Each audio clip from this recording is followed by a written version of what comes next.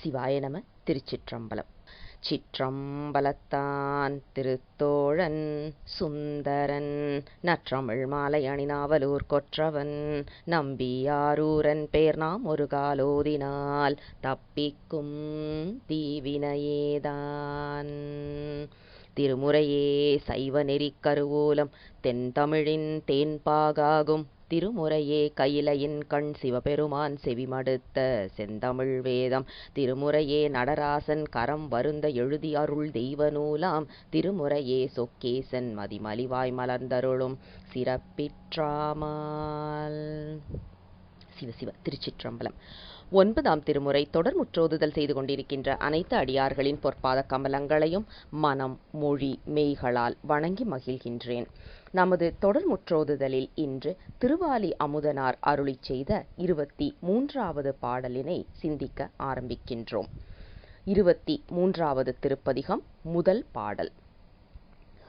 பவளமால் வரையை பனி படர்ந்து அனையதோர் படரொளி தரு திருநீரும் குவளை மாமலர் கண்ணியும் கொன்றையும் துன்று பொன் குழல் திரு சடையும் திவள மாளிகை சூழ்தரு தில்லையுள் திருநடம் புரிகின்ற தவள வண்ணனை நினைதொறும் என் மனம் தழல்மெழுகு ஒக்கின்றதே. இன்றைய பாடல் கிட்டத்தட்ட அக இலக்கணத்தில், அதாவது அகத்துறை என்று சொல்லப்படும் காதலன் காதலி பாவனையில் அழகாக எழுதப்பட்ட ஒரு பதிகம்.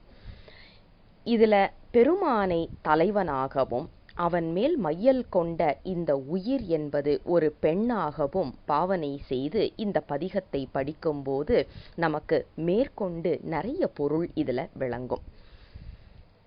பவளமால் வரையை பனி படர்ந்து அனையதோர் படரொளி தரு திருநீரும் என்று குறிக்கின்றார். அதாவது பெருமான் எப்படி இருக்கின்றாரா, ஒரு மிகப்பெரிய பவள மலை இருக்கு இல்லையா, பவளத்தால் செய்த ஒரு மிகப்பெரிய மலை, அதில் அப்படியே ஒரு மேகம் படிந்து அல்லது பனி படிந்து எப்படி ஒரு வெண்மை நிறத்தில் இருக்குமோ அந்த மாதிரி இருக்கின்றதாம். பனி படர்ந்து அனையதோர் படரொளி தரு திருநீரும். திருநீர் அணிந்திருப்பது, பெருமான் திருநீர் அணிந்திருக்கின்றான். அவன் அணிந்திருப்பது எப்படி இருக்கு அப்படின்னா, ஒரு பவழ மலைக்கு மேல அந்த பனி பூத்தாப்புல இருக்குதாம். இந்த குறிப்பை நாம 11ஆம் திருமுறையில நம்ம சேரமான் பெருமாள் நாயனார் அருளி செய்த பொன்வண்ணத்து அந்தாதியிலையும் பார்க்க முடியும்.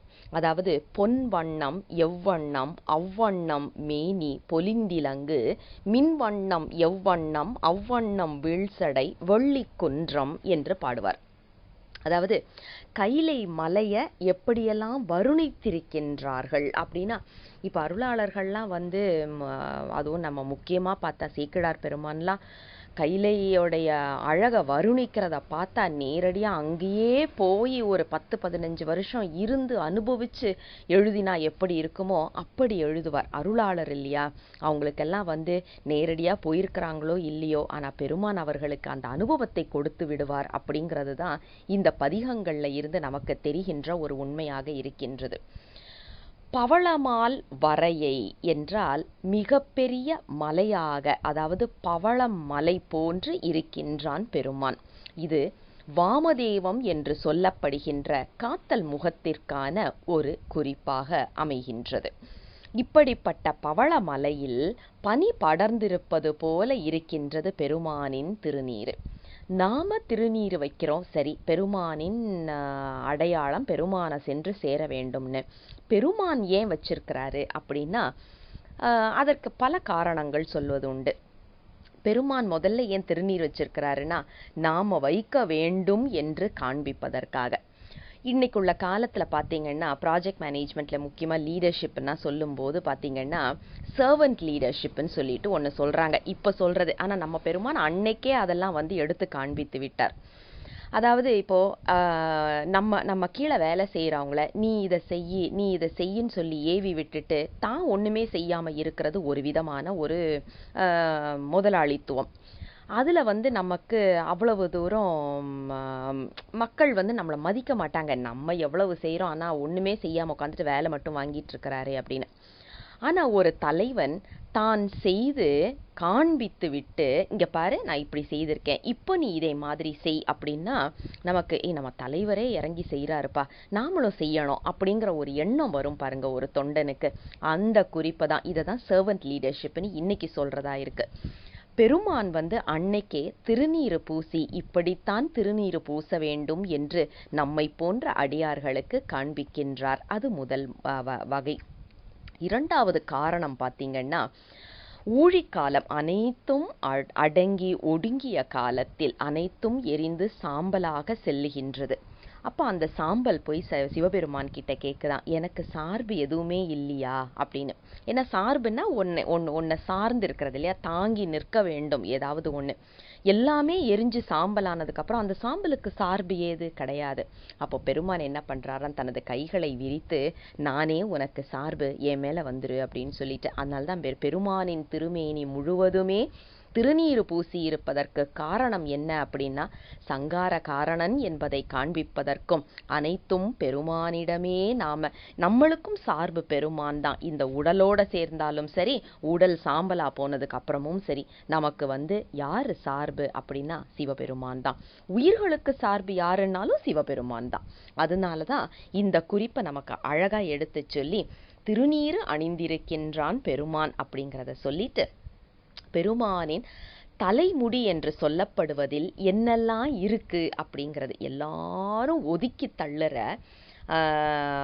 பூ என்று சொல்லப்படுவது, அதாவது குவளை மலர், கொன்றை மலர். கொன்றையெல்லாம் வந்து ஓம்காரத்திற்கு ஓம்கார வடிவமாக இருப்பது என்பதை நமக்கு எடுத்து காண்பிப்பதற்காக குவளை மலர் மற்றும் கொன்றை மலர்களை எடுத்து அழகாக தனது சடையில் சூடியிருக்கின்றான் நம் சிவபெருமான்.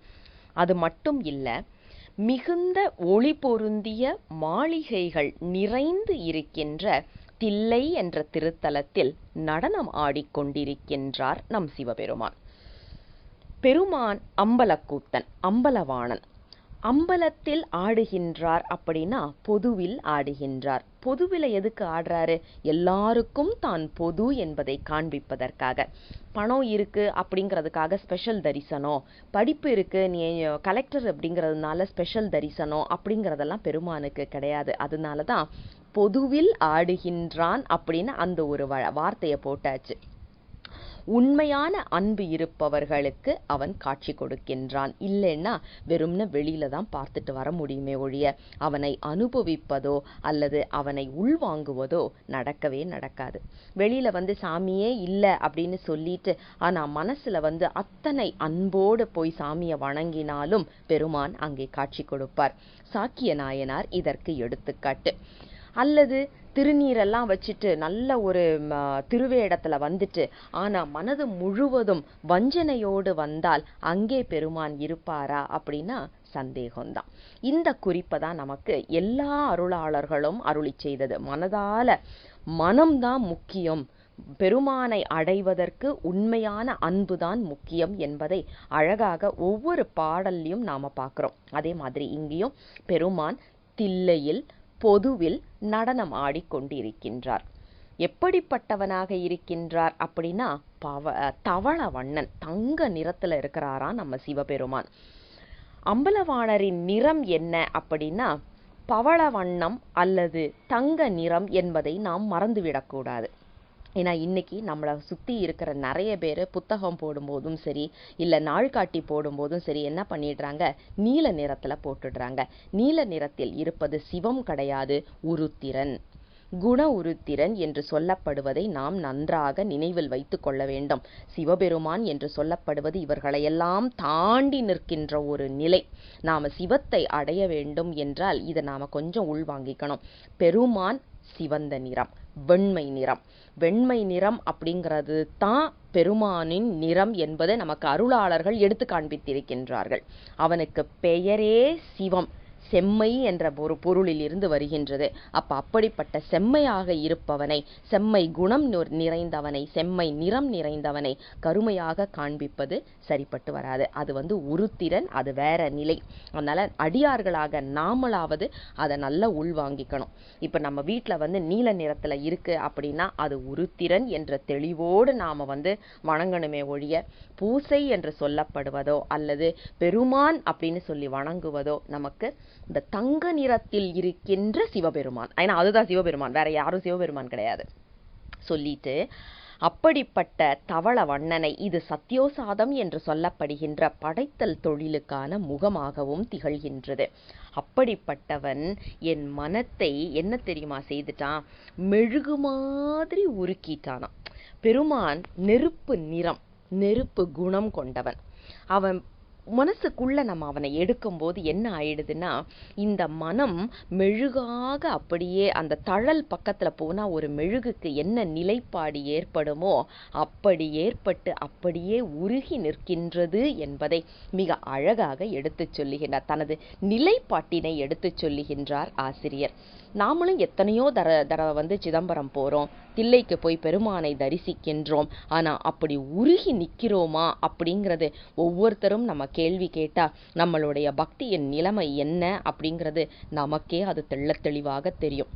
ஆக பெருமானை பார்த்தால் உருகி நிற்க வேண்டும் என்பது தான் முதல். ஏன்னா அது எப்போ வரும் அப்படின்னா மனம் பற்றி நிற்கும் போது, அந்த அன்போடு நாம பெருமானை பார்க்கும் போதுதான் அப்படியே அந்த உருக்கத்துல நிற்கும். அற்புதமாக இதை எடுத்து காண்பித்திருக்கின்றார் ஆசிரியர். இரண்டாவது பாடல். ஒக்க ஓட்டந்த அந்தியும் மதியமும் அலைகடல் ஒலியோடு நெக்கு வீழ்தரு நெஞ்சினை பாய்தலும் நிறையழிந்திருப்பேனை செக்கர் மாளிகை சூழ் தரு தில்லையுள் திருநடம் வகையாலே பக்கம் ஓட்டந்த மன்மதன் மலர்கணை படுந்தொரும் அலந்தேனே. இன்றைய பாடல், அதாவது இந்த 23வது திருப்பதிகம் முழுவதுமே அகத்துறையில் அமைக்கப்பட்டிருக்கின்றது என்பதை நேற்று பார்த்தோம். அதே மாதிரி இங்க பார்த்தா பெருமான் மேல் காதல் கொண்ட ஒரு பெண் பாடுவதாக, அதாவது இது நாம எப்படி எடுக்கணும் அப்படின்னா, நமது ஆன்ம நாயகன் என்பவன் சிவபெருமான். ஏன்னா நமக்கு எல்லாருக்கும் ஆன்ம நாயகன் யாருன்னா சிவபெருமான். நம்மளுடைய இந்த உடல் ஆணாகவோ பெண்ணாகவோ எதுவாக இருந்தாலும் இந்த உயிரை பெண்ணாக பாவனை செய்ய வேண்டும். நாம இந்த உடல் ஆணா இருக்கலாம், பெண்ணா இருக்கலாம், என்னவா வேணாலும் இருக்கலாம். ஆனா இந்த உடலை விட்டு மனம் என்று, அதாவது இந்த உயிர் என்று பார்க்கும்போது இந்த உயிர் பெண் தன்மை நிறைந்ததாக இருக்க வேண்டும். பெருமான், அதாவது நம்மளுடைய ஆன்ம நாயகன் மேல் காதல் கொண்டு இந்த உயிர் உருக வேண்டும். நமக்கு அருளாளர்கள் எல்லாருமே ஒவ்வொரு காலகட்டத்துல ஆண்களாக இருந்தாலும் பெண்களாக இருந்தாலும் இந்த அகத்துறையில் பாடுவதை நமக்கு அழகாக எடுத்து காட்டுகின்றார்கள். ஏன் அப்படின்னா, ஞான சம்பந்தராகட்டும், அப்பர் பெருமானாகட்டும், திருநாவுக்கரசராகட்டும், நம்ம நம்பி ஆரூரராகட்டும், யாராக இருந்தாலும் பெருமான் மேல் தன்னை பெண்ணாக பாவனை செய்து காதலாக பாடி அருள் செய்திருக்கின்றார்கள், நம் போன்றவர்களுக்கு புரிய வைப்பதற்காக.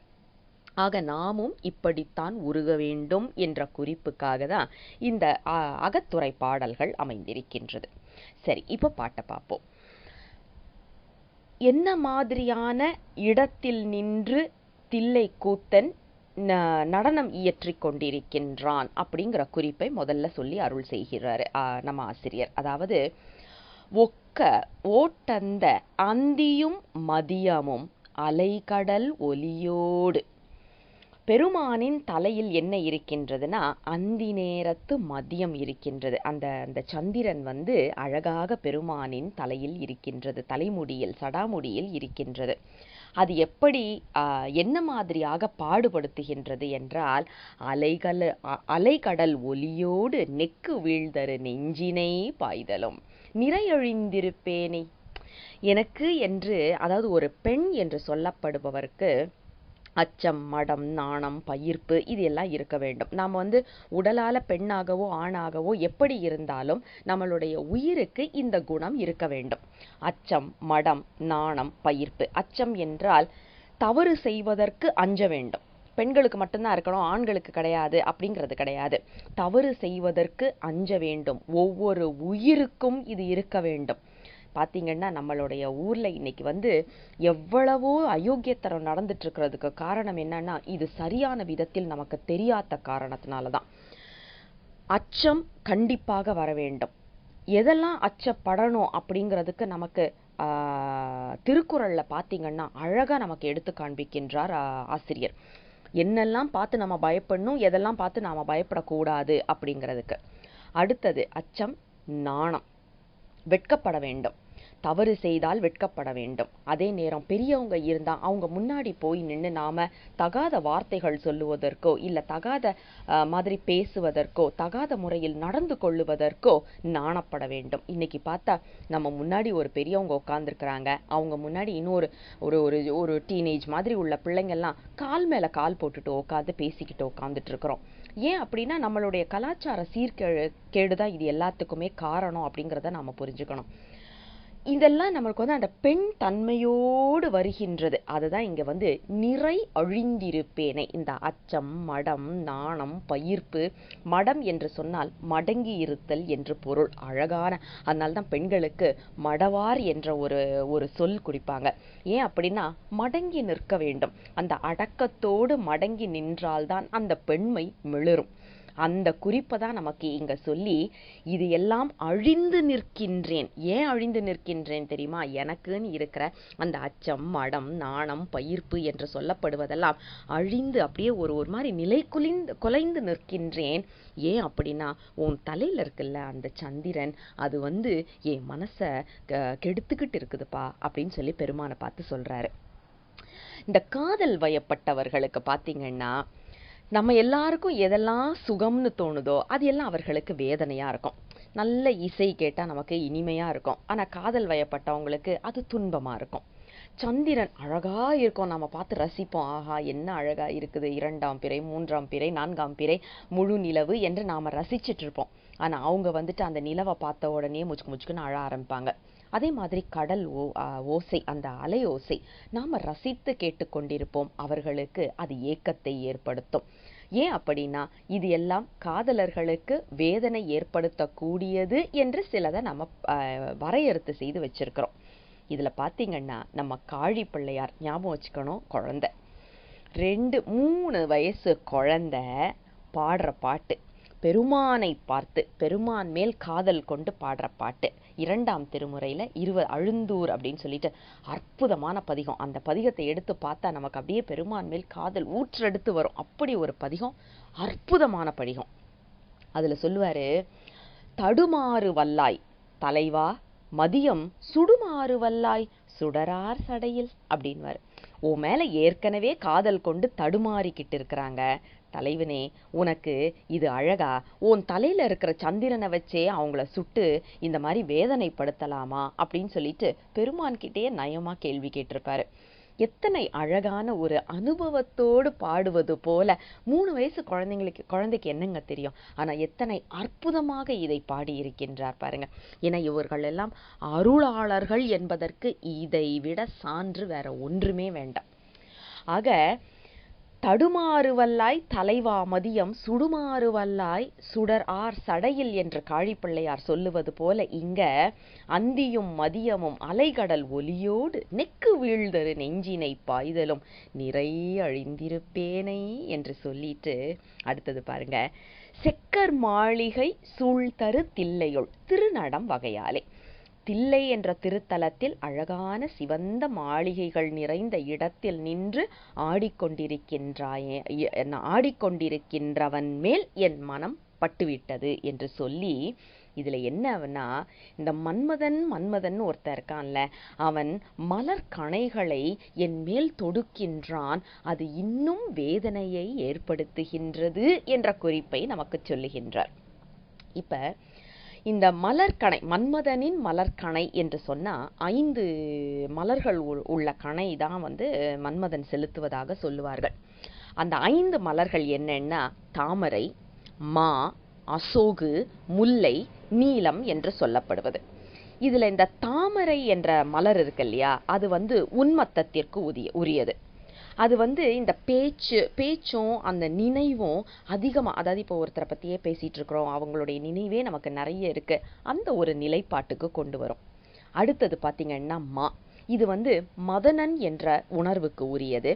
பெருமூச்சு விட ஆரம்பிப்பாங்க. அப்படின்னு எது எடுத்தாலும் ஒரு பெருமூச்சோட பேசுவாங்க தெரியுமா. ஐயோ நான் அவங்கள மிஸ் பண்ணுறேன் அப்படின்ட்டு அந்த குறிப்பை நமக்கு எடுத்து சொல்கிறது.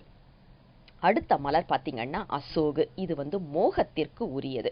இது வந்து இந்த உடலை வெதும்ப வைப்பதும் உணவு வெறுக்க வைப்பதும் இந்த மலருக்கு ஆன குணம். அடுத்தது பார்த்தீங்கன்னா முல்லை, இது வந்து சந்தாபம் என்ற குணத்தினை கொடுக்கக்கூடியது. இதுதான் வந்து அழுது பிதற்றுவதற்கு காரணமாக இருப்பது. அடுத்த 5வது மலர் நீலம் என்று சொல்லப்படுவது. இது வசீகரணம் என்ற உணர்வுக்கு உரியது. மூர்ச்சை அடைவது, அதாவது அது எக்ஸ்ட்ரீமாக சொல்லுவோம் இல்லையா, எல்லாம் பேசி புலம்பி எல்லாம் பண்ணிட்டு கடைசியில் அப்படியே மயங்கி விழற நிலை, அந்த ஒரு நிலைப்பாட்டுக்கு உரியது. இதனால தான் பார்த்தீங்கன்னா மன்மதனுக்கு நம்ம நம்பி ஆரூரர் திரு ஒற்றியூர் பதிகத்தில் சொல்லியிருப்பாரு, அடல் மதனன் அப்படின்றப்பாரு. அடல் மதனனா, அதாவது வெற்றியை கண்டிப்பாக உடைய மதனன் என்ற குறிப்பு. நம்ம வாரியார் சுவாமிகள் அவருடைய பேச்சில் ஒரு இடத்துல சொல்லுவாங்க, காமன் எல்லாருக்கும் காமன் அப்படின்னுவாரு. அதாவது காமன்னா எல்லாருக்கும் பொது இல்லையா. மன்மதன் வந்து எல்லாருக்கும் பொதுவான், என்ன சமயத்தை சார்ந்தாலும் சரி, என்ன மாதிரியான ஒரு நிலைப்பாட்டில் இருந்தாலும் எல்லாருக்கும் அதான் காமன், எல்லாருக்கும் காமன் அப்படின்னு சொல்லுவார். அற்புதம். அதாவது அவங்கெல்லாம் வந்து பேச்செல்லாம் நம்ம கேட்டோன்னு வைங்களேன், பெருமானே நேரடியாக வந்து நமக்கு உபதேசம் செய்வது போல நமக்கு ஒரு உணர்வு கொடுப்பார்கள். அந்த மாதிரி உள்ள அருளாளர்கள் அவங்க எல்லாருமே. ஆக இந்த பாடலை பார்த்தா பெருமான் மேல் காதல் கொண்டு எப்படி உருக வேண்டும் என்று நமக்கு எடுத்து சொல்லும் அற்புதமான ஒரு பாடலாக இருக்கின்றது. 3வது பாடல். அலந்து போயினேன் அம்பல கூத்தனே, அணிதில்லை நகராளி, சிலந்தியை அரசாள்க என்று அருள் செய்த தேவதேவீசனே, உலர்ந்த மார்க்கண்டிற்காகி அக்காலன் உயிர் செக உதை கொண்ட மலர்ந்த பாதங்கள் வனமுலை மேல் ஒற்ற வந்தருள் செய்யாயே. இன்றைய பாடல் நமக்கு அழகான சிவபூசை சம்பந்தமான ஒரு பாடலை பெருமான் கொடுத்து அருள் செய்திருக்கின்றார். அதாவது 2 வரலாறுகள் இங்கே நமக்கு கொடுக்கப்பட்டிருக்கின்றது. ஒன்று, கோச்சங்கச்சோழன் என்று சொல்லப்படுபவர் எத்தனை கோயில்கள், மாடக்கோயில்கள் கட்டியிருக்கின்றார் என்று வரலாற்றில் நாம் பார்க்க முடியும். அந்த வரலாற்றையும் அதற்கு அடுத்தது மார்க்கண்டேயன் என்பவரின் வரலாற்றையும் நமக்கு அழகாக எடுத்துச் சொல்லுகின்றார் ஆசிரியர். அதாவது திரு ஆனைக்காய் என்ற திருத்தலத்தில் ஒரு சிலந்தியும் யானையும் தினமும் பூசை செய்து கொண்டு வந்திருந்தது. அந்த காலத்தில் கோயில்களாக இல்லாமல் அந்த சிவலிங்கம் வந்து வெறும் வெட்ட வெளியில் இருந்திருக்கு. மண்ணும் தூசியும் அந்த இலைகள், மரத்துலேருந்து விழற இலைகள் அப்படி வந்து அந்த லிங்கத்துக்கு மேலே விழுந்துக்கிட்டே இருந்திருக்கு. அப்போ அதை பார்த்த ஒரு சிலந்தி வந்து தனது வாயினால் அந்த எச்சி வரும் இல்லையா, அதன் மூலமாக ஒரு சிலந்தி ஒரு வலை கட்டுகின்றது.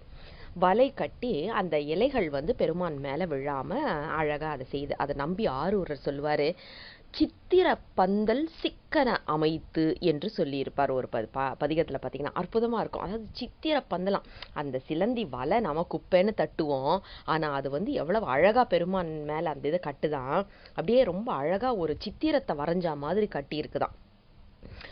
அப்படி கட்டி வந்திருக்குது. அதே நேரத்தில் ஒரு யானை வந்து தினமும் அந்த சிவபெருமானுக்கு வழிபட வேண்டும் என்ற எண்ணத்தில் துதிக்கையில் வந்து நீர் எடுத்துட்டு வந்து மலர் எடுத்துட்டு வந்து பெருமானுக்கு அபிஷேகம் செய்து பூசை செய்து கொண்டு வந்திருக்கிறது.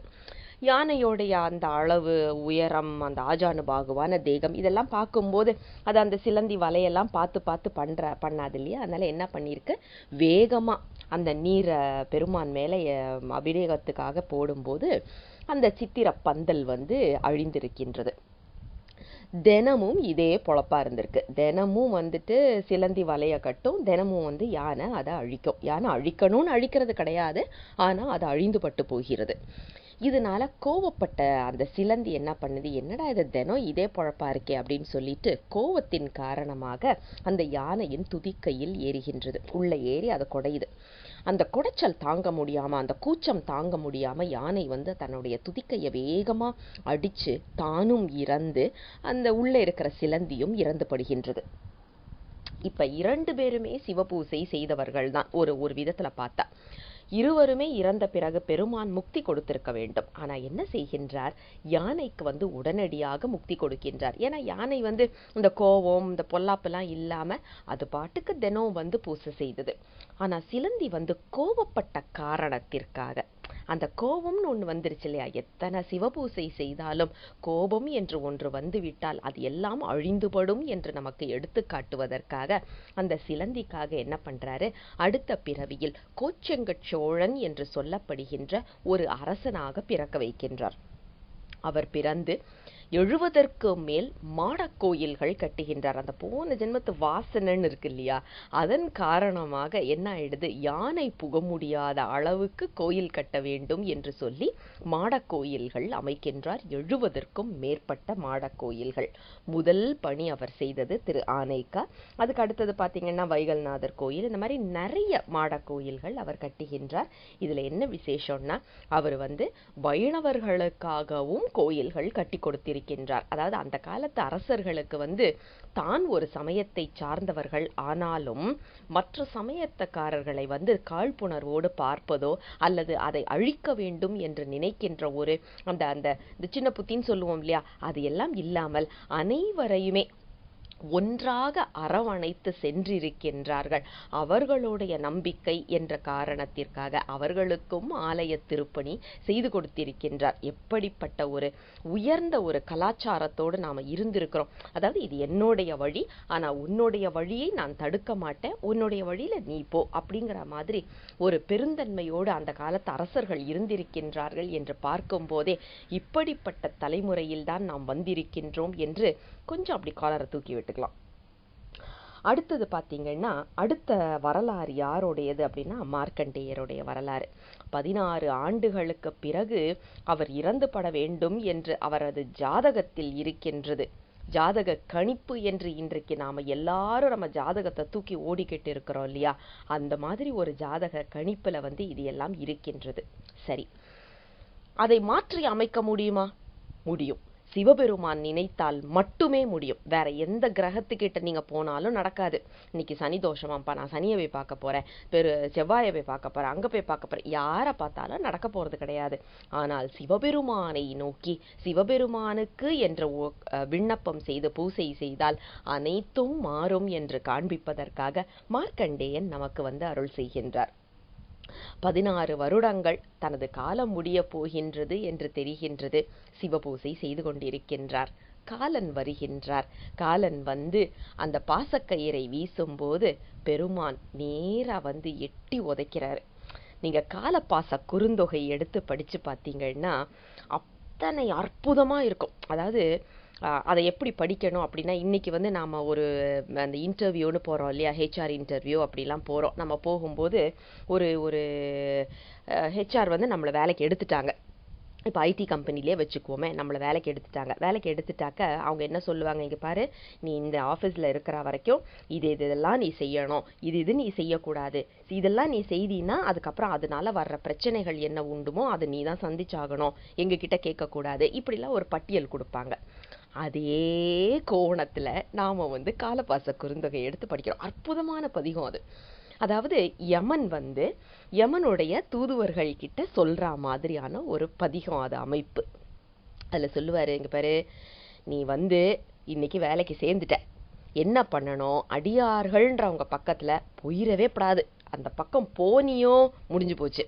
சரி, தெரியாம நீ போயிட்டியா, அவங்க நெத்தியில திருநீரும் கண்டமணியும் இருக்கிறத நீ பார்த்துட்டியா, அவங்க மனசுல சிவசிவான்னு சொல்லிக்கிட்டு இருக்கிறத பார்த்துட்டியா, கவனிச்சிட்டியா, அப்படியே அங்க அவங்கள வணங்கிக்கிட்டு ஓரமா ஒதுங்கி ஓடி போயிரு. இப்படியெல்லாம் சொல்லிட்டு கடைசி பாட்டுல சொல்லுவாரு, பாரு, அந்த கால் இருக்கு தெரியுமா, சிவபெருமானுடைய காலு, அது சுடும். நான் பட்டிருக்கிற அந்த அனுபவத்துல சொல்றேன். அதை மீறி நீ ஏதாவது வாலுத்தனம் பண்ண, சிவபெருமான் உதைச்சாரு அப்படின்னா என்கிட்ட வரக்கூடாது அப்படின்னு சொல்லிட்டு அற்புதமா இருக்கும் அந்த பதிகம். அதை படிக்கும்போது ஒரு ஒரு ஒரு மனசுல ஒரு துள்ளலோட, ஐயோ எத்தனை அழகா ஒரு ஒரு யமனுடைய ஒரு கோணத்துல இருந்து அதை அப்பர் பெருமான் எழுதியிருக்க அருள் செய்திருக்கிறாருன்னு பார்க்கும்போது ஒரு ஒரு துள்ளல் இருக்கும் நம்மளுக்கு. அதை படிக்கும் போதே நானும் சிவனடியார் அப்படிங்கிற ஒரு ஒரு பெருமிதத்தோடு அந்த பதிகத்தை நாம படிக்கணும். ஆக இந்த இந்த பாடலை பார்த்தீங்கன்னா, மார்க்கண்டேயனுக்காக காலனை உதைத்து அருள் செய்த பெருமான். ஆக இந்த இரண்டுமே சிவபூசை செய்தவர்கள் தான். இருவருமே அந்த சிலந்தியும் சிவபூசை செய்தவர்கள் தான். அதே நேரத்துல மார்க்கண்டேயனும் செய்தவர்கள் தான். ஆனா இது ரெண்டுத்துல என்ன ஒரு குறிப்பு அப்படின்னா, ஒருவர் கோபப்பட்ட காரணத்திற்காக நான் சிவபூசை செய்யற என்னுடைய பூசையை அழிக்கிறாங்க அப்படின்னு அந்த தன்னை முன்னிறுத்தின காரணத்துக்காக மறுபிறவி என்பது, ஆனால் சிவம் சம்பந்தப்பட்ட பிறவிதான் என்றாலும் பிறவி என்ற குழியில் விழுகின்றார். இன்னொருத்தர் பார்த்தீங்கன்னா, பெருமானே என்று அனைத்தும் எல்லாத்தையும் திறந்த பெருமானே அனைத்தும் என்று அப்படியே அதில் உட்கார்ந்திருந்தனால அந்த சாகா வரம் என்று சொல்லப்படுகின்ற அந்த வரத்தை பெறுகின்றார். ஆக நாம சிக்கர பிடிக்க வேண்டியது யார் என்றால் சிவபெருமான் என்ற குறிப்பை மிக அழகாக சொல்லி சிவபூசை செய்வதன் மகிமையை எடுத்து சொல்லும் அற்புதமான ஒரு பதிகம் இன்றுக்கு. இதுல பாருங்க, அலந்து போயினேன் அம்பலக்கூத்தனே அணிதில்லை நகராளி. எனக்கு உன்னுடைய நடனத்தை பார்க்கிறியா, நீ தில்லையில நின்று நடனமாடி கொண்டிருக்கின்றாயா, அதை பார்க்கும்போது மனத்தில் ஒரு ஏக்கம் வருகின்றது சாமி. ஒரு ஏக்கம்னா உன்னை நான் அடைய மாட்டேனா, அடையும் காலம் எப்போது அப்படிங்கிற அந்த ஒரு ஏக்கம் வருகின்றது சாமி. ஆனா நீதான் சிலந்திக்கு அரசாள்வதற்காக அருள் செய்தவன், மார்க்கண்டேயனுக்காக காலனை உதைத்தவன், இப்படிப்பட்டவன் நீ என்று சொல்லி உனது அந்த பாதங்கள் இருக்கு இல்லையா, அதை நான் ஆற தழுவிக்கொண்டேன். இப்ப நீ அங்க அந்த கால் அப்படியே கட்டி பிடிக்கும் போது என்ன ஆகும்னா, அந்த கால் திருப்பாதங்கள் அப்படியே நம்மளுடைய நெஞ்சோட ஒட்டி இருக்கும் இல்லையா, அதே மாதிரி நான் அணைத்து கொண்டிருக்கின்றேன். இப்போ நீ என்ன செய்ய வேண்டும்னா, அதை அப்படியே அந்த பாதங்களை என் நெஞ்சோடு வைத்து அருள் செய்ய வேண்டும் என்ற குறிப்பு. ஏன் அப்படின்னா, பெருமானின் திருப்பாதங்கள் நம்மேல் படுகின்றது அப்படின்னு சொல்லியாச்சுன்னா என்ன பொருள் என்றால், நாம் அவன் அடியார்களுள் சேர்க்கப்பட்டு விட்டோம் என்ற பொருள். பெருமானின் திருவடிகளுக்கு கீழே என்ன இருக்கு அப்படின்னு பார்த்தா, அங்கதாங்க ஒரு குட்டி ஊரே இருக்கு. அடியார்கள் என்று சொல்லப்படுபவர்கள் அனைவரும் வசிக்கின்ற இடம் எது என்றால் பெருமானின் திருவடிக்கு கீழ் என்பது எல்லா பதிகங்களிலும் நமக்கு சொல்லி அருள் செய்த ஒரு உண்மை. ஆக அப்படிப்பட்ட அந்த திருப்பாதங்கள் என் நெஞ்சோடு இருப்பதற்கு உன் அருள் வேண்டும் என்று அற்புதமான பாடலாக அமைத்து கொடுத்திருக்கின்றார் ஆசிரியர். இது அகத்துறை பாடலாக அமைந்திருப்பதனால் அந்த ஏக்கத்தின் வெளிப்பாடு இன்னும் சற்று ஆழமாக நமக்கு எடுத்து சொல்லுகின்றார் ஆசிரியர். அற்புதமான ஒரு பாடல். அதாவது சிவபூசை அனைவரும் செய்ய வேண்டும் என்ற அந்த குறிப்பை நமக்கு உணர்த்தும் அற்புதமான ஒரு பாடல் இன்று நமது சிந்தனைக்கு. 4வது பாடல். அருள் செய்து ஆடு நல் அம்பல கூத்தனே அணிதில்லை நகராளி, மருள் செய்து எந்தனை வனமுலை பொன் பயப்பிப்பது வழக்காமோ, திரளும் நீள் மணி கங்கையை திருச்சடை சேர்த்தி செய்யாளுக்கு உருவம் பாகமும் ஈந்து நல் அந்தியை ஒண்ணுதல் வைத்தோனே. இன்றைய பாடல் மீண்டும் இலக்கணத்தில் அகத்துறையில் அமைக்கப்பட்ட ஒரு பாடல். அதாவது இந்த பாடல்ல பெருமான் நடனம் இயற்றிக் கொண்டிருக்கின்றார் திருத்தில்லை என்ற திருத்தலத்தில் என்ற குறிப்பினை நமக்கு எடுத்துச் சொல்லுகின்றார் ஆசிரியர். ஆனா அதோடு சேர்த்து அற்புதமான ஒரு சொற்றொடரை வைக்கின்றார். அதாவது அருள் செய்து ஆடு என்று சொல்லுகின்றார். பெருமான் எதற்காக ஆடுகின்றார்?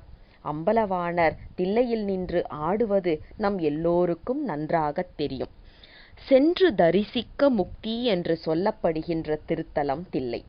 அங்கே நின்று ஆடிக்கொண்டிருக்கின்றவன் அம்பலக்கூத்தன். எதற்காக நின்று ஆடிக்கொண்டிருக்கின்றான் அப்படின்னா, உயிர்கள் மேல் கொண்ட அன்பின் காரணமாக, உயிர்களை உய்விக்க வேண்டும் என்ற பெரும் கருணை காரணமாக நின்று ஆடிக்கொண்டிருக்கின்றான்.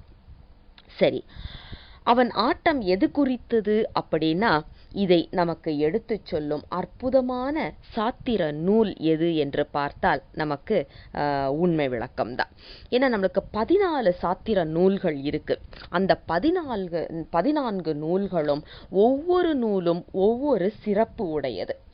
இப்ப நீங்க பாத்தீங்கன்னா, அம்பலக்கூத்தனின் அந்த நடனத்தை எடுத்துச் சொல்லும் வேற எந்த சாத்திர நூலுமே கிடையாது. அம்பலவாணனின் ஆட்டத்தை நாம் புரிந்து கொள்ள வேண்டும் என்றால் உண்மை விளக்கம் என்ற அடிப்படை நூலை நாம் கண்டிப்பாக படித்தாக வேண்டும். அதில் ஆசிரியர் ஊன நடனம், ஞான நடனம், ஆனந்த நடனம் என்று நடனத்தை பல்வேறு விதமாக நமக்கு எடுத்துச் சொல்லுகின்றார். எதற்காக இப்படி நின்று பெருமான் ஆடுகின்றார் அப்படின்னா, உயிர்களுக்கு அருள் செய்வதற்காக. அது மட்டும் கிடையாது. நாம உருவத் திருமேனி, அருவத் திருமேனி, அருவுருவத் திருமேனி என்று சிவபெருமானை வேறு வேறு மேனிகளில் வைத்து நாம் பார்க்கின்றோம். ஆனால் அம்பலவாணரை எப்படி பார்க்க வேண்டும் அப்படின்னா, அங்கே இருக்கின்ற உருவத்தை பார்த்து அவர் உருவத் திருமேனி என்று சொல்லிவிடக்கூடாது. அவர் மந்திர வடிவமாக அங்கே நின்று ஆடுகின்றார் என்ற குறிப்பை நாம் தெரிந்து கொள்ள வேண்டும். அந்த குறிப்பை சொல்வதற்காகத்தான் அருள் என்ற அந்த சொற்றொடரை அங்கே வைக்கின்றார் ஆசிரியர். அதாவது அருள் செய்து ஆடு நல் அம்பல கூத்தனே.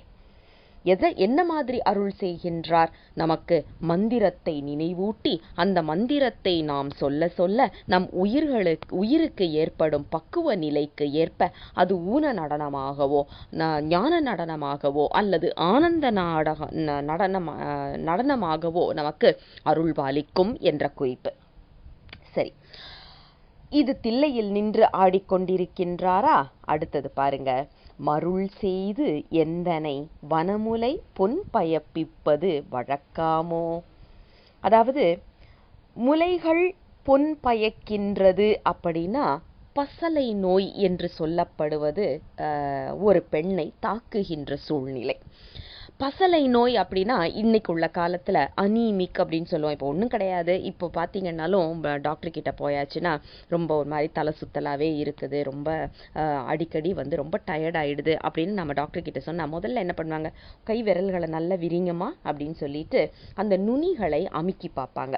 அதை அமுக்கி பார்த்த உடனே எவ்வளவு சீக்கிரம் அது மீண்டும் அந்த ஒரு மாதிரி வெள்ளை நிற பொன்னிறமாக இருந்து மீண்டும் அது சிகப்பு நிறமாக மாறுகின்றது என்பதை பார்ப்பார்கள், இரத்த ஓட்டத்தை பார்க்கறதுக்காக.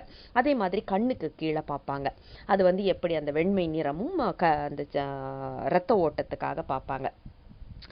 இரத்த ஓட்டம் இல்லை, அதாவது இரத்த சோகை என்று சொல்லப்படுகின்ற அந்த நோய் இருக்கும் காரணம் என்னன்னா, இரத்த ஓட்டம் சரியாக இல்லை.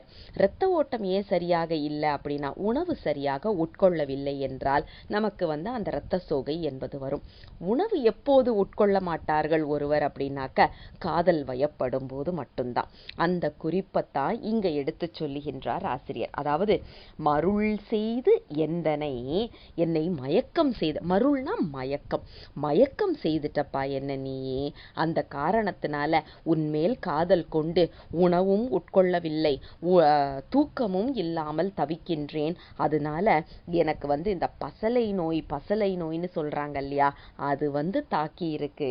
நீ அதை பார்த்துட்டு பேசாம இருக்கிறது உனக்கு அழகா என்று பெருமானிடம், அதாவது நமது ஆன்ம நாயகனாகிய சிவபெருமானிடம் முறையிடுவது போல அமைந்திருக்கின்றது இந்த வரிகள்.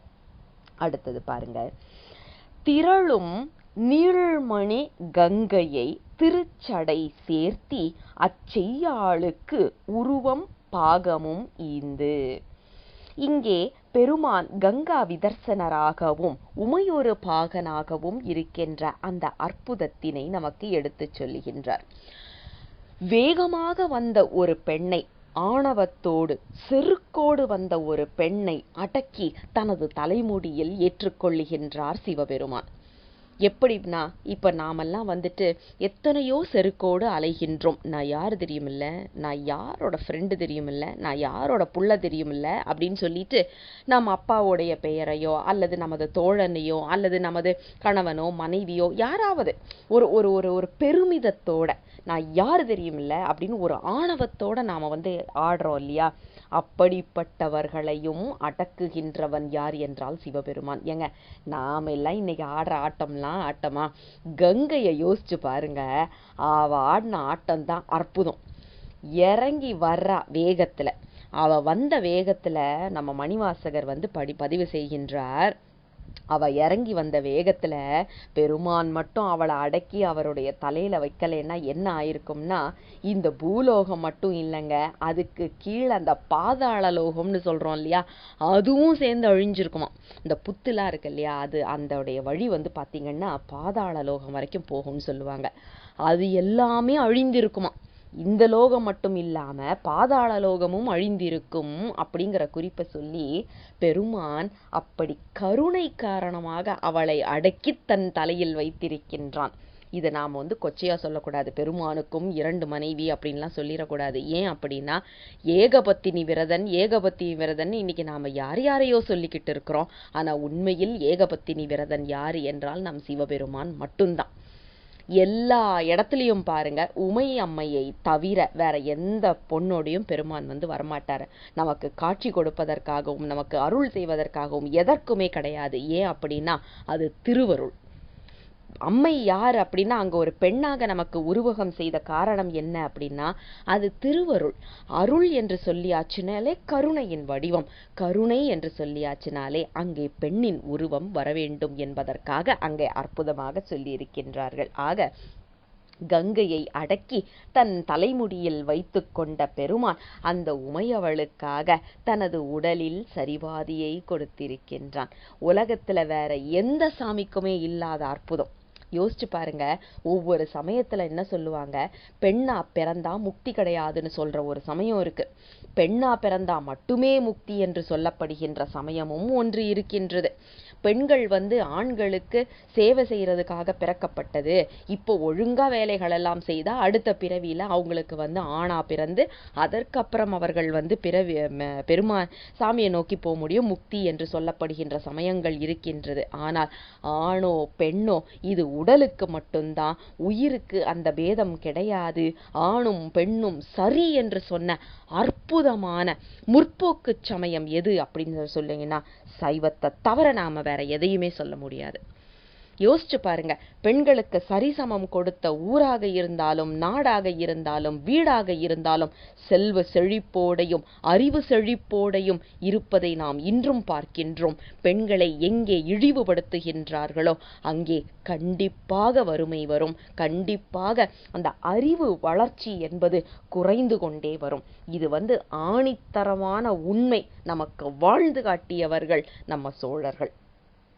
இந்த குறிப்பை நமக்கு எடுத்து சொல்லி பெண்ணுக்கு சரிபாதி உடலை கொடுத்த நம் சிவபெருமான் அப்படிங்கிற அந்த குறிப்பை சொல்லி அடுத்தது பாருங்க. இது மட்டும் கிடையாது, இது போக வடிவம்னு சொல்லி நினைச்சிடாதீங்க. கங்கையை அடக்குனது வேக வடிவம், பெருமான் உடலை சரிபாதியாக உமையம்மைக்கு கொடுத்தது போக வடிவம். இது ரெண்டும் தானா அப்படின்னா இல்லப்பா, எங்காளு யோக வடிவத்திலும் நிற்கின்றான். எப்படி?